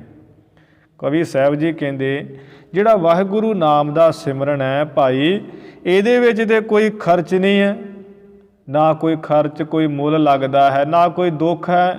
ਤੂੰ ਕਿਤੇ ਵੀ ਜਿਹੜਾ ਹੈ ਆ ਸੁੱਖ ਨਾਲ ਹੀ ਜਪ ਸਕਦਾ, ਪਰ ਤੇਰਾ ਗੁਰੂ ਨਾਲ ਜੇ ਪ੍ਰੇਮ ਹੋਵੇ ਤਾਂ ਹੈ ਸੁਖੇਨ ਸੁਖਦਾਨ ਅਸ਼ੇਦਾ। ਫਿਰ ਹੈ ਕੀ ਹੈ? ਬੜਾ ਸੌਖਾ ਹੈ, ਭਾਵ ਇਸ ਨੂੰ ਜਪਣਾ ਸੌਖਾ ਹੈ। ਹੁਣ ਕੋਈ ਕਹਿ ਦੂਗਾ ਵੀ ਮਹਾਰਾਜ ਕਹਿੰਦੇ ਵੀ ਆਖਣ ਔਖਾ ਸਾਚਾ ਨਾਉ, ਆਪਾਂ ਉਹ ਤੁਕ ਦਾ ਲੈ ਕੇ ਹਵਾਲਾ ਤੇ ਕਹਿ ਦਾਂਗੇ, ਪ੍ਰਮਾਣ ਦੇ ਦਾਂਗੇ, ਪਰ ਵੇਖੋ ਅਸੀਂ ਖਲੋਤੇ ਹਾਂ। ਜੇ ਇੱਥੇ ਵਾਹਿਗੁਰੂ ਕਵਾਂਗੇ ਤੇ ਕੋਈ ਮੁੱਲ ਤਾਂ ਨਹੀਂ ਲੱਗ ਜਾਣਾ, ਜਾਂ ਵਾਹਿਗੁਰੂ ਕਹਿਣਾ ਆਪਾਂ ਡਿੱਗ ਤਾਂ ਨਹੀਂ ਪੈਣਾ। ਕੋਈ ਮੁੱਲ ਨਹੀਂ ਹੈ, ਕੋਈ ਦੁੱਖ ਨਹੀਂ ਹੈ। ਬਸ ਉਹ ਮਨ ਦੇ ਸੰਸਕਾਰਾਂ ਨੇ ਸਾਨੂੰ ਵਿਛੋੜਿਆ ਹੋਇਆ ਹੈ। ਆਖਣ ਔਖਾ ਸਾਚਾ ਨਾਉ, ਉਹਦਾ ਅਰਥ ਇਵੇਂ ਵੀ ਲੱਗ ਜਾਂਦਾ ਹੈ ਕਿ ਜਿਹੜੇ ਜਪਣਾ ਨਹੀਂ ਚਾਹੁੰਦੇ ਉਹੀ ਕਹਿੰਦੇ ਆਖਣ ਔਖਾ ਸਾਚਾ ਨਾਂ, ਬੜਾ ਔਖਾ ਨਾਂ ਨਹੀਂ ਜਪਿਆ ਜਾ ਸਕਦਾ। ਉਹ ਇੱਦਾਂ ਕਹਿੰਦੇ। ਜਿਹੜੇ ਰੱਬ ਦੇ ਪਿਆਰੇ ਜਿਹੜੇ ਜਪਦੇ ਆ ਉਹ ਕਹਿੰਦੇ ਭਾਈ ਇਹਦੇ ਵਿੱਚ ਤੇ ਆਨੰਦ ਹੀ ਬੜਾ, ਜਿੰਨਾ ਇਸ ਨੂੰ ਜਪਣ ਵਿੱਚ ਸੁਖੈਨ ਤਰੀਕਾ ਸੌਖਾ ਉਹਦੇ ਵਿੱਚ ਹੋਰ ਕਿਛ ਹੈ। ਇਵੇਂ ਵਾਹਿਗੁਰੂ ਦਾ ਜਿਹੜਾ ਨਾਮ ਹੈ ਇਹ ਭਾਈ ਬੜਾ ਸੁਖੈਨ ਤਰੀਕੇ ਨਾਲ ਜਪਿਆ ਜਾ ਸਕਦਾ। ਫਿਰ ਸੁੱਖ ਦਾ ਦਾਨ ਦੇਣ ਵਾਲਾ, ਸੁੱਖ ਦੇਣ ਵਾਲਾ, ਕਿਸੇ ਵੀ ਉਮਰ ਵਿੱਚ ਜਪਿਆ ਜਾਵੇ। ਅਤੇ ਕਿਹੜਾ ਸੁੱਖ ਦੇਣ ਵਾਲਾ? ਅਛੇਦਾ, ਜਿਹੜਾ ਨਾ ਕੱਟਿਆ ਜਾਣ ਵਾਲਾ ਸੁੱਖ। ਉਹ ਕਿਹੜਾ ਹੈ? ਪਰਮ ਸੁੱਖ, ਪਰਮਾਨੰਦ ਦੀ ਪ੍ਰਾਪਤੀ, ਅਦਿਅੰਤ ਦੁੱਖਾਂ ਦੀ ਨਿਵਰਤੀ ਅਤੇ ਪਰਮਾਨੰਦ ਦੀ ਪ੍ਰਾਪਤੀ। ਇਹ ਤਾਂ ਸਾਰਿਆਂ ਨੂੰ ਹੀ ਸਾਧ ਸੰਗਤ ਜੀ ਚਾਹੀਦੀ ਹੈ ਵੀ ਮੈਨੂੰ ਇੱਕ ਦੁੱਖ ਨਾ ਹੋਵੇ ਅਤੇ ਸੁੱਖ ਮੈਨੂੰ ਸਦਾ ਹੀ ਰਹੇ। ਇਹ ਤਾਂ ਹਰ ਇੱਕ ਦੀ ਇੱਛਾ ਹੈ, ਪੁਰਸ਼ਾਰਥ ਹਰ ਪੁਰਸ਼ ਦਾ। ਉਹ ਕਿਹਦੇ ਉਹਦੇ ਪ੍ਰਾਪਤੀ ਕਾਹਦੇ ਨਾਲ? ਵਾਹਿਗੁਰੂ ਨਾਮ ਨਾਲ। ਵਾਹਿਗੁਰੂ ਨਾਮ ਹੀ ਹੈ ਜਿਹੜਾ ਸਾਧ ਸੰਗਤ ਜੀ ਸੁੱਖ ਦਾ ਦਾਨ ਦੇਣ ਵਾਲਾ ਹੈ। ਅਤੇ ਦਾਨ ਕਿਹੜਾ ਦੇਣ ਵਾਲਾ ਸੁੱਖ ਦਾ? ਜਿਹੜਾ ਅਛੇਦਾ ਕਹੀਏ, ਨਾ ਕੱਟਿਆ ਜਾਣ ਵਾਲਾ, ਭਾਵ ਪਰਮ ਸੁੱਖ। ਇਸ ਕਰਕੇ ਭਾਈ ਉਸ ਨਾਮ ਦੀ ਕਮਾਈ ਕਰੀਏ। ਕਵੀ ਸਾਹਿਬ ਜੀ ਨੇ ਇਵੇਂ ਵਾਹਿਗੁਰੂ ਨਾਮ ਦੀ ਵਿਸ਼ੇਸ਼ਤਾ, ਵਾਹਿਗੁਰੂ ਨਾਮ ਦਾ ਮਹਾਤਮ ਮਹਿਮਾ ਕਰਦੇ ਹੋਏ ਸਾਧ ਸੰਗਤ ਜੀ ਇਹ ਮੰਗਲ ਜਿਹੜੇ ਉਚਾਰਨ ਕੀਤੇ ਸੀ। ਅਤੇ ਇੱਥੇ ਇਤੀ ਮੰਗਲ, ਭਾਵ ਇਤੀ ਦਾ ਅਰਥ ਇੱਥੇ, ਇਤੀ ਦਾ ਅਰਥ ਸਮਾਪਤੀ। ਇੱਥੇ ਮੰਗਲਾਂ ਦੀ ਸਮਾਪਤੀ ਹੈ। ਇਹ ਜਿਹੜੇ ਵਾਹਿਗੁਰੂ ਨਾਮ ਦਾ ਮੰਗਲ ਵਿਸ਼ੇਸ਼ਤਾ ਸੀ, ਇਹਨਾਂ ਸਾਰੇ ਮੰਗਲਾਂ ਦੀ ਸਮਾਪਤੀ ਸਾਧ ਸੰਗਤ ਜੀ ਇੱਥੇ ਹੋ ਗਈ ਹੈ। ਹੁਣ ਕਵੀ ਸਾਹਿਬ ਜੀ ਜਿਵੇਂ ਥੋੜ੍ਹਾ ਜਿਹਾ ਦੱਸਣਗੇ ਭਾਈ ਬਾਲਾ ਜੀ ਦਾ, ਅਤੇ ਕਿਵੇਂ ਕਹਿੰਦੇ ਵੀ ਅਸਾਂ ਇਤਿਹਾਸ ਜਿਹੜਾ ਗੁਰੂ ਸਾਹਿਬ ਜੀ ਦਾ ਕਿੱਥੋਂ ਲੈ ਕੇ ਕਿਵੇਂ ਲਿਖਿਆ, ਉਹ ਪ੍ਰਸੰਗ ਆਪ ਜੀ ਕੱਲ੍ਹ ਦੀ ਦੀਵਾਨਾਂ ਵਿੱਚ ਸਰਵਣ ਕਰਨਾ। ਮੰਗਲਾਂ ਦੀ ਜਿਹੜੀ ਕਥਾ ਸੀ ਇਹ ਸਾਧ ਸੰਗਤ ਜੀ ਥੋੜ੍ਹੀ ਡੂੰਘਾਈ ਵਾਲੀ ਹੈ। ਇੱਥੇ ਜਿਹੜੀ ਹੈ ਸੂਖਮ ਬਿਰਤੀ ਚਾਹੀਦੀ ਹੈ। ਗੁਰੂ ਮਹਾਰਾਜ ਦੀ ਕਿਰਪਾ ਸਦਕਾ ਜਿਹੜੇ ਮਹਾਂਪੁਰਸ਼ ਬ੍ਰਹਮ ਗਿਆਨੀ ਹੈ ਉਹ ਤਾਂ ਬੜੇ ਸੁਖੈਨ ਤਰੀਕੇ ਨਾਲ ਇਹ ਮੰਗਲਾਂ ਦੀ ਕਥਾ ਕਰ ਲੈਂਦੇ ਹੈ। ਜਿਹੜੇ ਸਾਡੇ ਵਰਗੇ ਮਾਤੜ ਹੈ, ਜਿਨ੍ਹਾਂ ਨੂੰ ਕੋਈ ਅੱਖਰਾਂ ਦਾ ਇੰਨਾ ਗਿਆਨ ਨਹੀਂ ਹੈ, ਉਹਨਾਂ ਵਾਸਤੇ ਮੰਗਲਾਂ ਦੀ ਕਥਾ ਕਰਨੀ ਬੜੀ ਕਠਿਨ ਹੋ ਜਾਂਦੀ ਹੈ। ਟਕਸਾਲਾਂ ਵਿੱਚ, ਸੰਪਰਦਾਵਾਂ ਵਿੱਚ ਇਹੀ ਕਿਹਾ ਜਾਂਦਾ ਵੀ ਭਾਈ ਜਿਨ੍ਹਾਂ ਨੇ ਆ ਨਾਨਕ ਪ੍ਰਕਾਸ਼ ਦੇ ਮੰਗਲਾਂ ਦੀ ਕਥਾ ਸਿੱਖ ਲਈ ਹੈ ਵੀ ਤੈਨੂੰ ਸਮਝ ਲਾ ਇਹ ਭਾਈ ਸਾਰੀ ਕਥਾ ਆ ਗਈ। ਕਿਉਂਕਿ ਮੰਗਲਾਂ ਦੀ ਕਥਾ ਹੀ ਡੂੰਘਾਈ ਵਾਲੀ, ਇਹੀ ਕਰਨੀ ਕਠਿਨ ਹੋ ਜਾਂਦੀ ਹੈ। ਇਵੇਂ ਸੰਗਤ ਨੂੰ ਵੀ ਸਮਝਣ ਵਿੱਚ ਔਖੀ ਹੋ ਜਾਂਦੀ ਹੈ। ਕਿਉਂਕਿ ਜਿਹੜਾ ਬੋਲਣ ਵਾਲਾ ਜੇ ਉਹਨੂੰ ਨਹੀਂ ਸਮਝ ਆ ਰਹੀ, ਇੰਨੀ ਬੋਲਣ ਵਿੱਚ ਤੰਗੀ ਆ ਰਹੀ ਹੈ, ਅਤੇ ਜਿਹੜਾ ਕੋਈ ਸੁਣਨ ਵਾਲਾ ਉਹਨੂੰ ਤਾਂ ਤੰਗੀ ਆਵੇਗੀ ਸੰਗਤ ਵਿੱਚ। ਕਿਉਂਕਿ ਉਹ ਕੋਈ ਟਕਸਾਲ ਦੀ ਵਿੱਦਿਆ ਨਾ ਗ੍ਰਹਿਣ ਕਰਨੇ ਕਰਕੇ ਇਹ ਤਾਂ ਇਵੇਂ ਲਗਾਤਾਰ ਗੁਰੂ ਮਹਾਰਾਜ ਦੀ ਗੁਰਬਾਣੀ ਨਿਤਨੇਮ ਸੁਣੀ ਪੜ੍ਹੀ ਜਾਈਏ ਅਤੇ ਫਿਰ ਸੁਖਾਲੀ ਸਮਝ ਆ ਜਾਂਦੀ ਹੈ। ਇਵੇਂ ਸਾਧ ਸੰਗਤ ਜੀ ਇੱਥੇ ਜਿਹੜੀ ਮੰਗਲਾਂ ਦੀ ਸਮਾਪਤੀ ਹੋ ਚੁੱਕੀ ਹੈ। ਥੋੜ੍ਹਾ ਜਿਹਾ ਜਿਹੜਾ ਰਹਿੰਦਾ ਇਸ ਅਧਿਆਏ ਦਾ ਪ੍ਰਸੰਗ ਆਪਾਂ ਕੱਲ੍ਹ ਵਿੱਚ ਸਰਵਣ ਕਰਕੇ ਉਹਦੀ ਸਮਾਪਤੀ ਕਰਕੇ ਫਿਰ ਗੁਰੂ ਨਾਨਕ ਸਾਹਿਬ ਮਹਾਰਾਜ ਦੀ ਜਿਹੜੀ ਕਥਾ ਹੈ ਉਹ ਪਰਸੋਂ ਤੋਂ ਜਿਹੜੀ ਆਰੰਭ ਹੋ ਜਾਵੇਗੀ। ਇਸੇ ਤਰ੍ਹਾਂ ਹੀ ਆਪਾਂ ਰਲ ਮਿਲ ਕੇ ਗੁਰੂ ਮਹਾਰਾਜ ਦੀ ਕਥਾ ਦੀ ਵਿਚਾਰ ਕਰਾਂਗੇ। ਹੁਣ ਸਮੇਂ ਦੇ ਲਿਹਾਜ਼ ਨਾਲ ਇੱਥੇ ਸਮਾਪਤੀ ਕਰੀਏ। ਧੰਨ ਧੰਨ ਸ੍ਰੀ ਗੁਰੂ ਗ੍ਰੰਥ ਸਾਹਿਬ ਜੀ ਮਹਾਰਾਜ। ਗੁਰੂ ਕੀ ਸੰਗਤ ਬਖਸ਼ਨਾਰ ਹੈ ਬਖਸ਼ ਲੈਣਾ ਜੀ। ਭੁੱਲਾਂ ਚੁੱਕਾਂ ਦੀ ਖਿਮਾ, ਵਿਚਾਰਾਂ ਦੀ ਇੱਥੇ ਹੀ ਸਮਾਪਤੀ ਹੈ। ਭਵ ਸਾਗਰ ਮਹਿ ਖਾਤ ਜੇ ਗੋਤੂ, ਗਹਿ ਕਿਉ ਨਾ ਸ੍ਰੀ ਨਾਮ ਜੇ ਪੋਤੂ। ਸਿਮਰਨ ਮਹਿ ਕਿਸ ਖਰਚ ਨਾ ਖੇਦਾ, ਹੈ ਸੁਖੇਨ ਸੁਖ ਦਾਨ ਅਛੇਦਾ। ਵਾਹਿਗੁਰੂ ਜੀ ਕਾ ਖਾਲਸਾ, ਵਾਹਿਗੁਰੂ ਜੀ ਕੀ ਫਤਿਹ। ਹੇ ਅਚੁੱਤ ਹੇ ਪਾਰ ਬ੍ਰਹਮ, ਅਬਿਨਾਸੀ ਅਗਨਾਸ। ਹੇ ਪੂਰਨ ਹੇ ਸਰਬ ਮੈਂ, ਦੁਖ ਭੰਜਨ ਗੁਣਤਾਸ। ਹੇ ਸੰਗੀ ਹੇ ਨਿਰੰਕਾਰ, ਹੇ ਨਿਰਗੁਣ ਸਭ ਟੇਕ। ਹੇ ਗੋਬਿੰਦ ਹੇ ਗੁਣ ਨਿਧਾਨ, ਜਾ ਕੈ ਸਦਾ ਵਿਵੇਕ। ਹੇ ਅਪਰੰਪਰ ਹਰ ਹਰੇ, ਹੈ ਵੀ ਹੋਵਨ ਹਾਰ। हे संत है कै सदा संग निदारा आधार। हे ठाकुर हौ दासरो मैं निर्गुण गुण नहीं कोय। नानक दीजै नाम दान राखो हिय परोए।